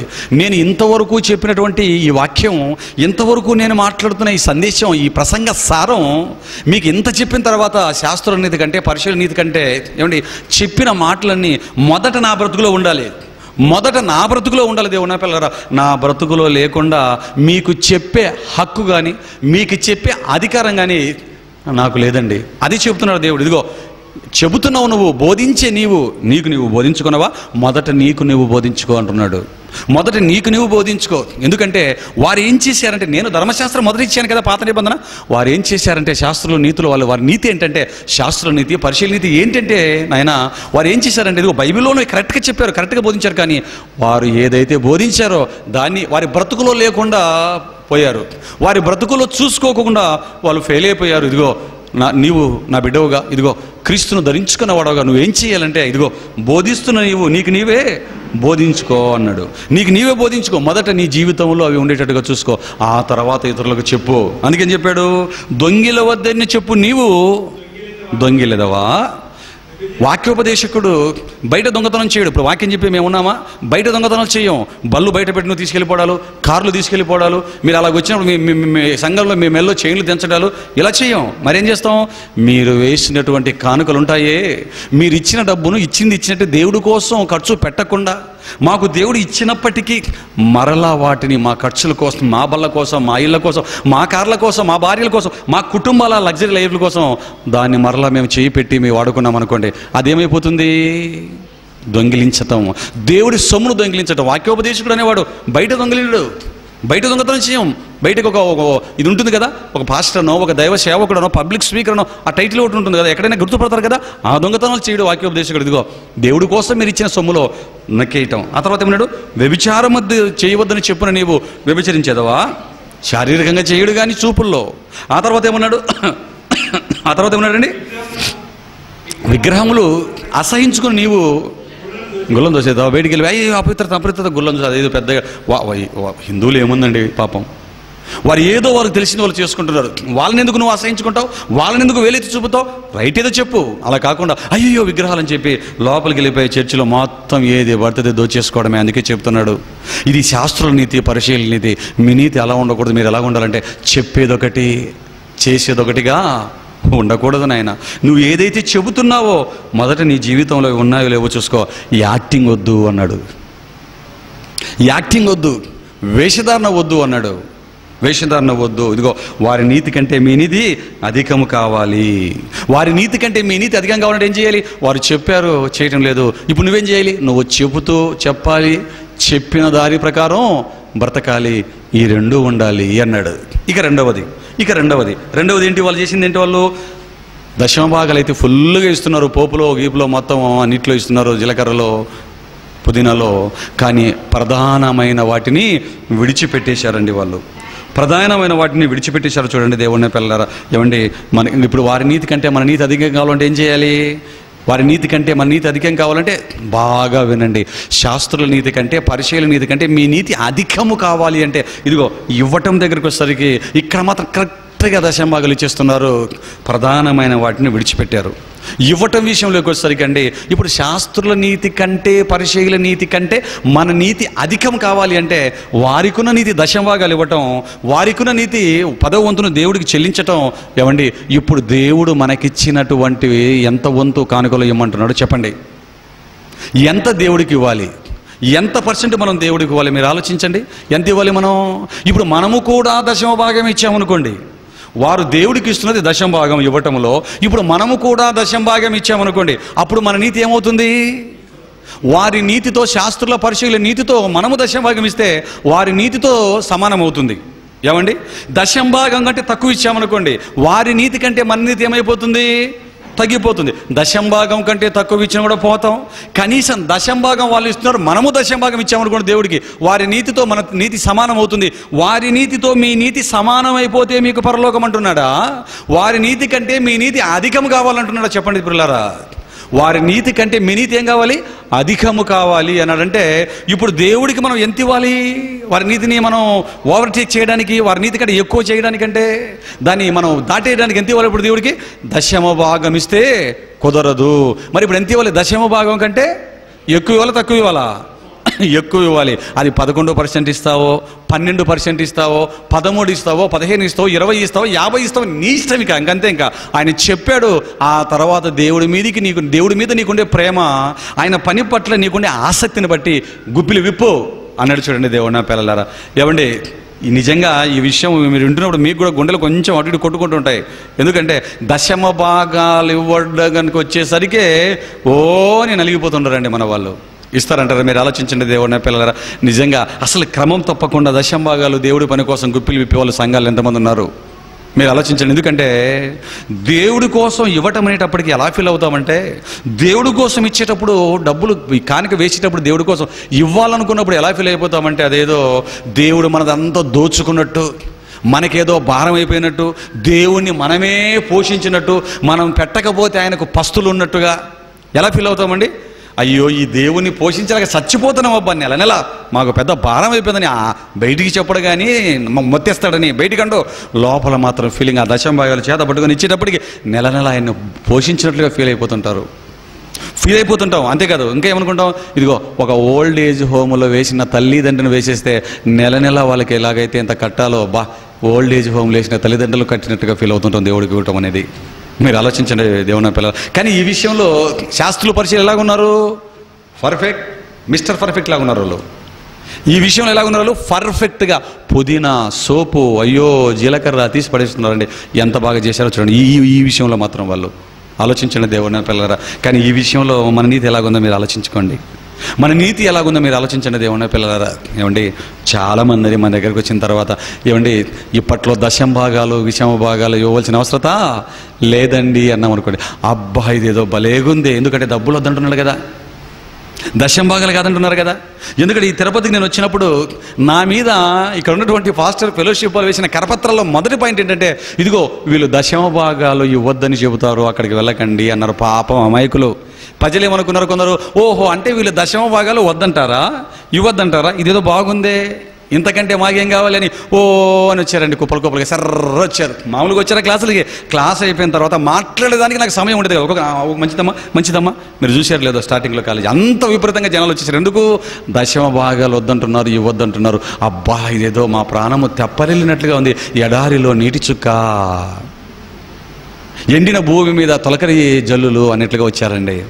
ఇక్కడికి వచ్చిన తర్వాత అండి, నువ్వు లోకార్పణక ప్రాణార్పణక అనే పాఠం చెప్పేసరికి ఈ విషయాలైతే శాస్త్రుల నీతి కంటే పరిశీలన నీతి కంటే నీ నీతి అధికము కావాలనేసరికి గుండెలు జారిపోయాయండి వాళ్ళకి. అయ్యో బాబోయ్ అనుకోని మరలా ఏం చేశారు? వద్దు దీనికంటే ఏది బెస్ట్? ఇప్పుడు వీళ్ళకంటే ఎవరు బెస్ట్? అదే బెస్ట్. 10వ భాగం అడిగితే అడుగుతారు, లేకపోతే ఇచ్చే ఇవ్వచ్చు, లేకపోతే లేదు. పదండి అని అలా తట్టా బుట్ట సర్దేసుకొని కాందీశకుల్లాగా బర్మా నుంచి భారతదేశం వచ్చేట్టుగా వెళ్ళిపోయిన వాళ్ళు కొందరు ఉన్నారు. మీరు ఆలోచించండి దేవుని పిల్లలారా. మీరు వెళ్ళిపోండి, పద. ఎందుకైనా మంచిది. ఇంటర్ ప్రొఫెసర్లు ఉన్నారు తిరుపతిలో. ప్రొఫెసర్లు ఎందరో కాలబడి ఉన్నారు. ఎందుకు? వస్తారా దేవుడి దగ్గరికి, వింటారా దేవుడి మాటల్ని, చేస్తారా దేవుడి పని, విప్పుతారా దేవుడి కోసం గుప్పిలు. చూడుపోయిన వాళ్ళ బ్రతుకులు ఎలా ఉన్నాయో దేవుని పిల్లలారా. చూడండి వాళ్ళ బ్రతుకులు ఎలా ఉన్నాయి. డాక్టర్స్ ఉన్నారు, ఎందరో ప్రొఫెసర్స్ ఉన్నారు. వస్తారంటారా? ఎందుకు? వారు సంపాదించిన సంపాదన లక్షలు వేల రూపాయలు శాలరీ చూసేసరికి 1,50,000 శాలరీ అంటే అమ్మ బాబోయ్ 15,000 దేవుడి కోసం ఇవ్వాలా? చూసారా దేవుడిన పిల్లరా. ఇంకా ఎప్పుడు అర్థం చేసుకుంటుంది చెప్పండి రా క్రైస్తవ సమాజం? ఎప్పుడు అర్థం చేసుకుంటుంది? కనీసం 10వ భాగం కాదండి, కనీసం 8% ప్రతి నెల దేవుడికి ఇచ్చేవారు ఎంతమంది ఉన్నారు మీరు ఆలోచించారు. కనీసం 5% ఇచ్చేవాళ్ళు ఉన్నారండి. 5% ఇచ్చేవాళ్ళు ఉన్నారా? శాలరీ రాగానే మొత్తం మన కోసం ఖర్చు పెరిగింది. ఏమీ లేదే దేవుడికి. ఆయన దేవుడికి ఏమి డబ్బు కదవలే, ఆయనే ఉన్నవాడు కదా, అన్నీ ఇచ్చేవాడు. కొండ మేకలు గొర్రెలు అన్నీ నావే అన్నాడు. ఆయనకేముందిలే, భూమియు దాని సంపూర్ణతయు యెహోవా, ఇదిగోనైనా ఏదో ఒక తీసుకోవచ్చిల్లరన్నట్లు. అటువంటి వారికి యేసుక్రీస్తు చెప్పిన మాట, శాస్త్రుల నీతి కంటేను పరిచయుల నీతి కంటేను మీ నీతి అధికము కాని ఎడలా. ఇప్పుడు నువ్వు 10వ భాగం ఇచ్చిన పరలోకానికి ఎంటర్ అవుతావు. నువ్వు 10వ భాగం క్రమం తప్పకుండా నీ శాలరీలో నెల పెట్టినా నో ఎంట్రన్స్ అంటున్నాడు. ఒకవేళ నువ్వు 10వ భాగం ఇచ్చావనుకో, నీ నీతి వారి నీతితో నీ నీతి ఏమవుతుంది? సమానమవుతుంది, సమానమైపోతుంది వారి నీతితో నీతి. ఇప్పుడు వారి నీతి కంటే మన నీతి అధికము కావాలంటే ఏం చేయాలి చెప్పండి? మన నీతి అధికం కావాలంటే ఏం చేయాలి? దశమ భాగము కంటే ఎక్కువ వేసుకో. 11 వేసుకుంటావో, 12% వేసుకుంటావో, 13% వేసుకుంటావో, 14 వేసుకుంటావో, 15 వేసుకుంటావు, 20 వేసుకుంటావు, ఎంతకుంటావు వేసుకో. అసలు నువ్వు ఇవ్వవలసింది దశమ భాగం కంటే ఎక్కువగా 10%, 11, 12, 13, 15, 20 ఇలా కాదు, నీ ప్రాణమే ఇవ్వవలసిన పరిస్థితిలో ఉన్నావు. నీ బ్రతుకునే ఉత్తమమును అనుకూలమైనటువంటి సజీవ యాగముగా మన దేహమును దేవునికి సమర్పించుకునే పరిస్థితిలో మనం ఉన్నాము. దేవుని పిల్లలారా, డబ్బుల దగ్గర ఇవ్వటానికే 10% ఇవ్వటానికే కింద మీద పడుతున్న క్రైస్తవ జీవితాలలో ఎప్పుడు పరలోకానికి చేరుకునే సబ్జెక్టు అర్థం చేసుకుంటారు చెప్పండి?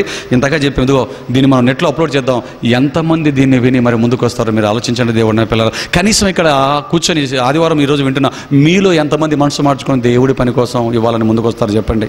క్రమం తప్పకుండా నీకు అప్పులున్నా, నీకు లోన్లున్నా, నీ ఖర్చులు ఎన్నున్నా నీకున్న దాంట్లో ఖచ్చితంగా దశమ భాగాన్ని మించి ఇవ్వటం అనేది ఈరోజు విన్న తర్వాత ఎంతమంది నిర్ణయం తీసుకుంటారో మీరు ఆలోచించండి. పిల్లలారా, ఎంతమంది నిర్ణయం తీసుకుంటారో మీరు ఆలోచించండి. ఎందుకంటే దేవుడి కోసం అనేసరికి మన చేతులు ముందుకు రావండి. ఒకవేళ ఈ నెల వచ్చే నెల ప్రారంభించిన నెలలు గడిచేసరికి పెంచుకుంటూ పోతారా, తగ్గించుకుంటూ వెళ్ళిపోతారా? వెళ్ళిపోతారు దేవుడిని పిల్లలారా, కిందకి జారిపోతారు. ఎందుకంటే దేవుడి పనికి నిజంగా మనం అందరం కూడా ప్రతిసారి దశమ భాగం కంటే ఎక్కువ వేసుకుంటున్నాం అనుకోండి, ప్రతి నెల మనం దశమ భాగం కంటే ఎక్కువ వేసుకున్నాం అనుకోండి, నిజంగా క్రైస్తవ సంఘాలని పని చేస్తే దేవుడి పనికి కుదవ ఉంటుందా చెప్పండి? దేవుడిని పిల్లలారా, దేవుని పనికి అసలు కుదవ ఉంటుందండి? పుష్కలంగా ఉంటుందండి దేవుడి పని కోసం. కానీ క్రైస్తవులు పొరపాటు కూడా ఇవి చేయరండి. అందుకే దేవుని పిల్లలు యేసుక్రీస్తు చెప్తున్నాడు, శాస్త్రుల నీతి కంటే, పరిశీలన నీతి కంటే మీ నీతి అధికము కావాలి. ఒక క్రైస్తవుడుగా నీ నీతి ఇది. లోకస్తుల కంటే నీ నీతి గొప్పగా ఉండాలి. లోకస్తుల కంటే శాస్త్రుల పరిశీలన నీతి ఎక్కువగా కనబడుతుంది. లోకస్తుల కంటే శాస్త్రుల పరిశీలన నీతి ఎక్కువగా కనబడుతుంది. నన్ను నమ్ముకున్న వాడవుగా, క్రైస్తవుడుగా నా పేరు పెట్టుకున్న వాడవుగా నీ నీతి ఎంత ఉండాలి? శాస్త్రుల నీతి కంటే, పరిశీలన నీతి కంటే ఎక్కువ ఉండాలి అన్నాడు. చూడండి దేవుని పిల్లలారా, ఈరోజు సంఘాల పరిస్థితి చూసినట్లయితే కొందరు ఇస్తుంటారు, ఉన్నారండి, కొందరు ఉన్నారు ఇచ్చేవారు, నేను అందరూ నాకు ఉన్నారు ఇచ్చేవాళ్ళు, ఇస్తారు దశమ భాగం ఖచ్చితంగా నెల రాగానే రూపాయి కూడబెట్టి ఇచ్చేవారు ఉన్నారు. కానీ దేవుడి పని చెయ్యరు. ఇవ్వటముతోనే వారి పని అయిపోయింది అనుకుంటుంటారు. ఇచ్చేవాళ్ళు ఉన్నారు కొంత దశమ భాగం, ఎంప్లాయీస్ కొందరు ఉన్నారు, నెల రాగానే దశమ భాగం ఎవరికో ఒకరికి ఇచ్చేయడం ఉంటుంటారు. ఏమండి, డబ్బులు పంపిస్తారే తప్ప వారు మాత్రం చర్చీలకు రారు, సబ్జెక్టు నేర్చుకోరు, దేవుడి కోసం బ్రతకాలు అనుకోరు, వారి ఉద్యోగాల్లో బిజీ అయిపోతారు. ఇలా చేస్తున్నా సరే ఇది ఎవరి నీతి? దశమ భాగం అయితే పంపుతున్నావు, దేవుడి కోసం బ్రతకడం లేదు, ప్రధానమైన పనిని విడిచిపెట్టేశావు, ప్రధానమైన పనిని. ఇప్పుడు ఈ నీతి ఏ నీతితో సమానమవుతుంది? శాస్త్రుల నీతి, పరిశీలన నీతితో నీ దశమ భాగం ఇచ్చావనుకో, వారి నీతితో సమానం అయిపోయింది. ప్రధానమైన దేవుడి పనిని విడిచిపెట్టేశావు అంటే పోతావు నువ్వు అని నీకు అర్థమైపోవాలి. ఏమండి, మరికొందరు ఉన్నారు ఇస్తుంటారు, కానీ ఇచ్చిన డబ్బులు సక్రమముగా దేవుడి పరిచర్య కోసం వినియోగిస్తున్నారా, వినియోగించటం లేదు, ఇవేవి పట్టించుకోడు. దేవుడు ఇవ్వమన్నాడు ఇస్తాను, దేవుడు ఇవ్వమన్నాడు ఇస్తున్నావు, ఆ తర్వాత శాపాలు గీపాలు వారికే ఉంటాయి అనుకుంటున్నారు తప్ప బైబిల్ చదవలేక సోమరపోతులుగా మిగిలి నీ డబ్బు కోసమే దేవుడు ఉన్నాడు అంటున్నట్లుగా దశంభాగాలేమి ఇచ్చేసి ఎవరికి ఖర్చు పెడుతున్నారో, అసలు సేవకు ఖర్చు అవుతుందా లేదా, ఇది ఎక్కడ ఖర్చు పెట్టుకుంటున్నాడు, బోధకుడు డెవలప్ అవుతున్నాడా లేకపోతే సేవను విస్తరింపజేస్తున్నాడు అనేటువంటి కనీస ఆలోచన ఈరోజు లేదు దేవుని పిల్లల సమాజానికి. మీరు ఆలోచించండి, కొన్ని సంఘాల్లో లక్షలు ఇచ్చేవారు ఉన్నారు, కానీ పనిచేసేవారు లేరు. పనిచేసేవారు ఉన్న దగ్గర ఇచ్చేవారు ఉండరు, ఇచ్చేవారి దగ్గర పనిచేసేవారు ఉండరు, పనిచేసేవారి దగ్గర ఇచ్చేవారు ఉండరు. దేవుని పిల్లలారా, ఏమండి, ఇలా వాక్యం దగ్గరకు వచ్చి, క్రీస్తు మాటల దగ్గరకు వచ్చి అంచెలంచెలుగా మాట్లాడుకుంటూ వెళ్ళిపోతే ఎలా ఫిల్టర్ అయిపోతున్నారో మీరు ఆలోచించండి. దేవుని పిల్లలారా, మరి బైబిల్లో అధికంగా ఇచ్చిన వాళ్ళు ఉన్నారా? అధికంగా ఇచ్చిన వారు, పని చేసిన ఉన్నారంటారా బైబిల్లో? అపోస్తల కార్యాలు 4వ అధ్యాయం ఒక మాట చూడండి చివరిగా. అపోస్తల కార్యాలు 4వ అధ్యాయం 32, 33 చూడండి దేవుని పిల్లలారా. అపోస్తల కార్యాలు 4వ అధ్యాయం 33, 32. అపోస్తల కార్యాలు 4వ అధ్యాయం 32, 33. విశ్వసించిన వారందరూ ఏక హృదయమును ఏకాత్మము గలవారై ఉండిరి, ఎవడును తనకు కలిగిన వాటిలో ఏది తనదని అనుకోనలేదు, వారికి కలిగినదంతయు వారికి సమిష్టిగా ఉండెను. ఇది యూనుగాక. చూసారండి, ఆ మాటలు చదువుకొని ఇంటికి వెళ్ళిన తర్వాత అక్కడ మనకేం కనపడుతుంది? ప్రారంభ శతాబ్దంలో మొదటి సంఘం, ఆది సంఘం, అపోస్తలుల ద్వారా ప్రారంభింపబడిన యెరూషలేము నా సంఘం మనకు కనబడుతుందండి. ఆ సంఘంలో ఉన్న వారి వాక్యం వినగానే ఇదిగో అంతవరకు శాస్త్రుల పరిచయ బోధ విన్నారు, ఆ తర్వాత క్రీస్తు చెప్పిన మాటలు విన్నారు, అపోస్తుల త్యాగపూరితమైన జీవితాలు వారి బ్రతుకుల్లో ఉన్నదాన్ని బోధిస్తున్నదని విన్న తర్వాత వారు ఏం చేశారంటే అందరూ చలచిరాస్తులు అమ్మేసి అపోస్తుల పాదాల దగ్గర పడేశారండి. అపోస్తుల పాదాల దగ్గర పడేశారు దేవుని పిల్లరా. మరో ఆలోచన లేదు. ఏమండి, నిజంగా ఈ కాలంలో సంఘాల్లో ఇలాగ ఆస్తులు మొత్తం చరచిరాస్తులు అమ్మి దేవుడికి ఇచ్చే వాళ్ళు ఉన్నారంటారా? ఎలాంటి వారు ఉన్నారు నేను చెప్పమంటారా? కనీసం మన ఇల్లులు స్థలాలు అమ్మిచ్చినటువంటి బ్రోకర్కి ఇచ్చేటంత కమిషన్ కూడా దేవుడికి ఇవ్వరండి. మనకు స్థలం అమ్మిస్తాడా, పర్సెంటేజ్ అడుగుతాడు వాడు. స్థలం అమ్మించేవాడు బ్రోకర్ అంటాడు వాడిని.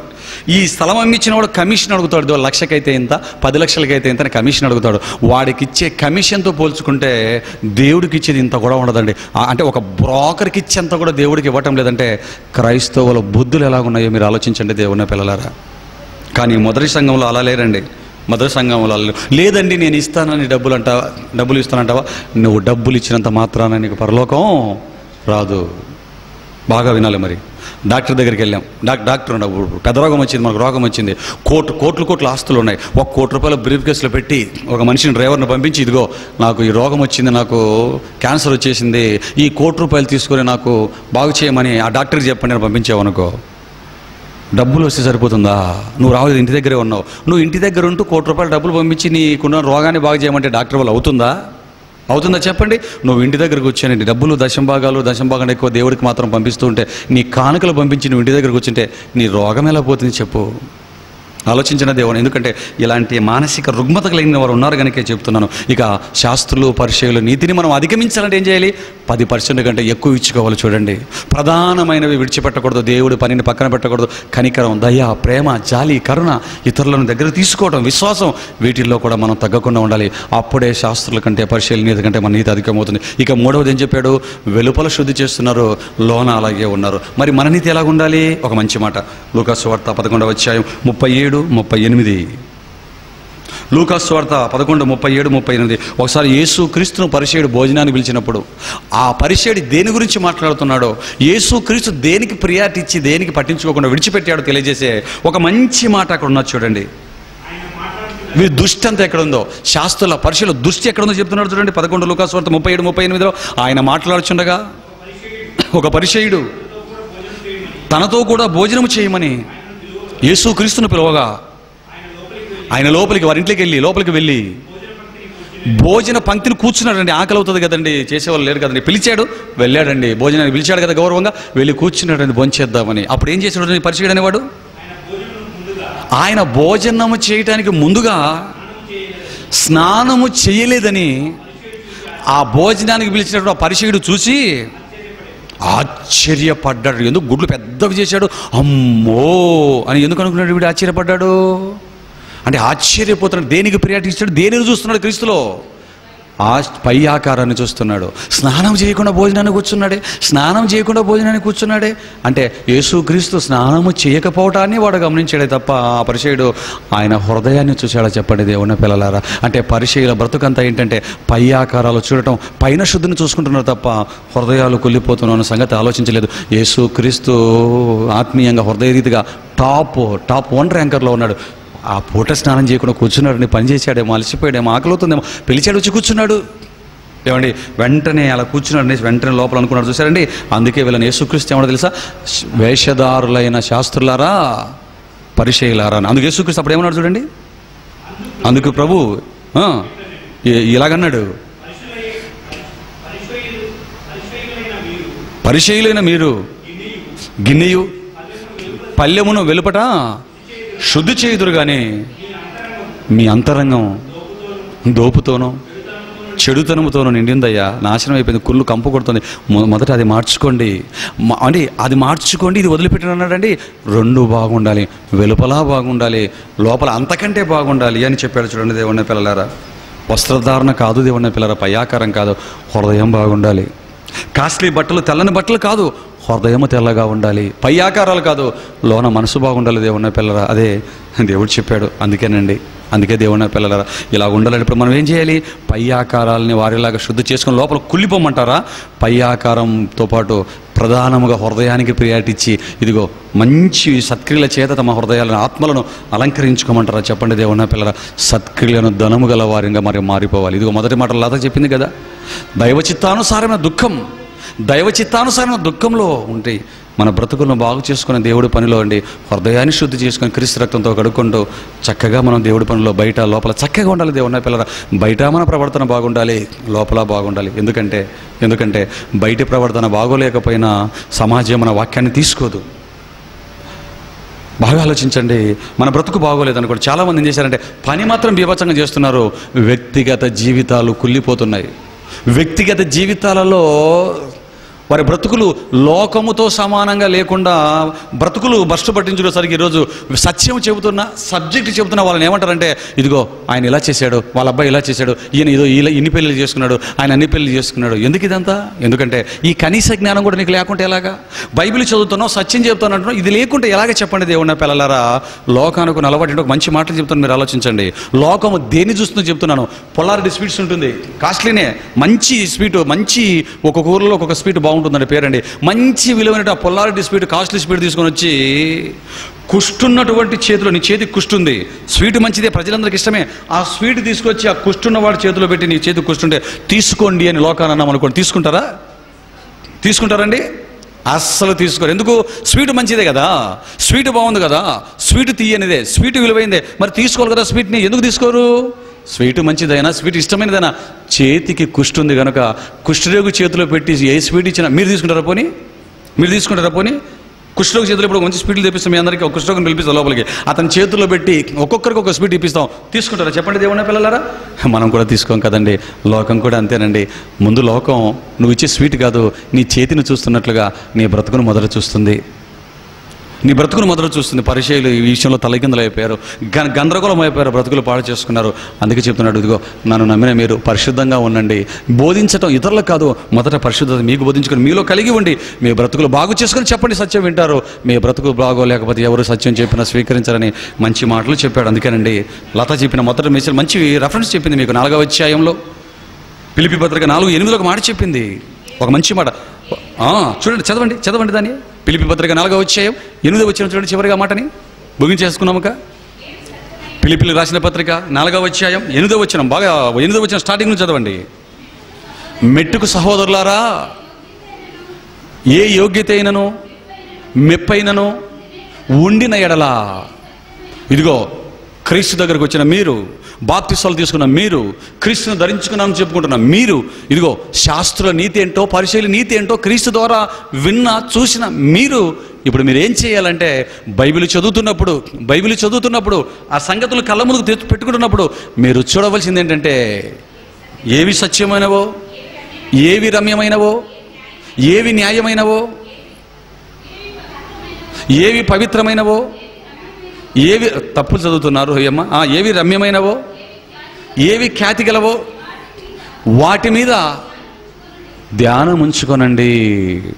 చదువుకోండి కాదు, తెలుసుకోండి కాదు, ధ్యానం ఉంచుకోనండి, ధ్యానించండి. ఏది ఉత్తమమైనది, ఏది కాదు ధ్యానించుకోండి అంటున్నాడు. అంటే ఏవి రమ్యమైనవో, ఏవి సత్యమైనవో, ఏవి ఖ్యాతి కలిగినవో, ఏవి గొప్పవో వాటి మీద మనసు పెట్టండి. ఇతరులను చూసుకోకండి. శాస్త్రం నీతి కంటే, పరిచయుల నీతి కంటే మీ నీతి అధికం కావాలి. నా నీతి అధికమైపోయింది. పరిచయుల తెగలో పుట్టాను నేను, పౌలని నేను పరిచయుల తెగలో పుట్టాను నేను. పరిచయుల ఆచారాలు అన్నీ నేను చేశాను, ఒకప్పుడు అవే చేశాను. యేసు క్రీస్తు రాకడతో ఆయన మాటలతో నా బ్రతుకు మారింది. ఇదిగో ఇప్పుడు నేను అన్నిటి చేసేస్తున్నాను చెప్పాడు. క్రీస్తును నమ్ముకున్న తర్వాత ఒక పరిచయుల తెగల నుంచి వచ్చిన పౌలు గారు ఏం చేశారు? తనకున్న యావదాస్ని తెగన మీ దేవుడు పనికి పెట్టేశాడు. చూడండి, దేవుడిన పిల్లల ఉత్తమమైన వాటిని ఎన్నుకున్నాడు, బాగా ధ్యానించుకున్నాడు. ఏవి రమ్యమైనవి, ఏవి ఖ్యాతి కలిగినవి, ఏవి సత్యమైనవి, ఏవి స్థిరంగా ఎప్పుడు ఉండేవని ఆలోచించుకొని తీసుకున్న నిర్ణయాలు. క్రైస్తవ బిడ్డలు ఇంకా పై బైబిల్ చదువుకోవడం కాదు దేవుని పిల్లలారా. పైన చదువుకొని ఏదో బట్టలు బాగున్నాయి, వెళుతున్న చర్చి బాగుంది, క్లీన్గా ఉంది, వాక్యాలు ఉన్నాయి గోడలకు, మంచి పెద్ద వాక్యాలు, కలర్ఫుల్గా ఉంది, సంఖ్య పెద్దగా ఉందని అది కాదు చూసుకోవాల్సిందే దేవుని పిల్లరా. వాక్యాన్ని చూడు. మీకు అర్థమైందా? క్రైస్తవుడి నీతి అంటే ఏంటో అర్థమైందా చెప్పండి దేవుని పిల్లలారా. వారి నీతి కంటే మన నీతి అధికము కాని ఎడలా పరలోక రాజ్యంలో మనము ప్రవేశింపలేము అన్నాడు. కాబట్టి మంచి వాక్యాన్ని విన్న మీరు, సత్యాన్ని విన్న మీరు, ఇది ఉన్నది, ఎవరు కాదనలేనిది, ఎవరు మార్చలేనిది దేవుని పిల్లలారా. దీని ప్రకారం బ్రతికితేనే పరలోకంలో ప్రవేశిస్తామే తప్ప, ఎందుకంటే మీకేం పెద్ద కన్ఫ్యూజ్ అయ్యే సబ్జెక్ట్ ఏం కాదు, ఇది సింపుల్ సబ్జెక్టు దేవుని పిల్లలారా. పరలోక రాజ్యం అనేది ఎలా సంపాదించుకోవాలో మన మట్టి బుర్రలకు అర్థమయ్యేటట్టుగా ఒక్క మాటలో ఈజీగా మన చేతులకు యేసుక్రీస్తు ప్రభువుల వారు ఇచ్చేశారు. కాబట్టి శాస్త్రుల నీతి కంటే, పరిశీలి నీతి కంటే, క్రీస్తుని నమ్ముకొని క్రీస్తుని ధరించుకున్న క్రైస్తవులను మన నీతిని అధికంగా చేసుకొని, అందుకంటే చాలా రెట్లు అధికంగా చేసుకొని, రమ్యమైన ఖ్యాతి కలిగిన వాటి యందు మనసు పెట్టుకొని పరలోక రాజ్యానికి చేరుకుందాం దేవుని పిల్లరా. అట్టి భాగ్యం ఈ మెసేజ్ ఉన్న ప్రతి ఒక్కరికి దేవుడు ప్రసాదించాలని కోరుకుంటూ, మరి బోధించిన నేను నా బ్రతుకులో చూసుకోవడానికి నేను ఆయత్తపడుతూ, విన్న మీరు కూడా మీ బ్రతుకులో చూసుకోవాలని క్రీస్తు పక్షాన వేడుకుంటూ మరి ప్రార్థన చేసుకున్నాం. దయచేసి కళ్ళు మూసుకోండి. తండ్రి, 66 పుస్తకాల మహాజ్ఞాన గ్రంథం నుంచి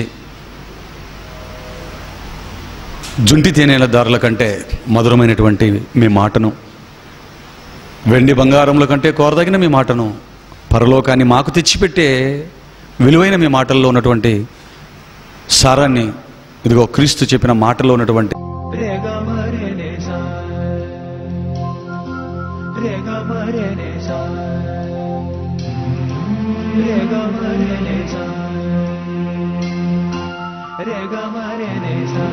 Sa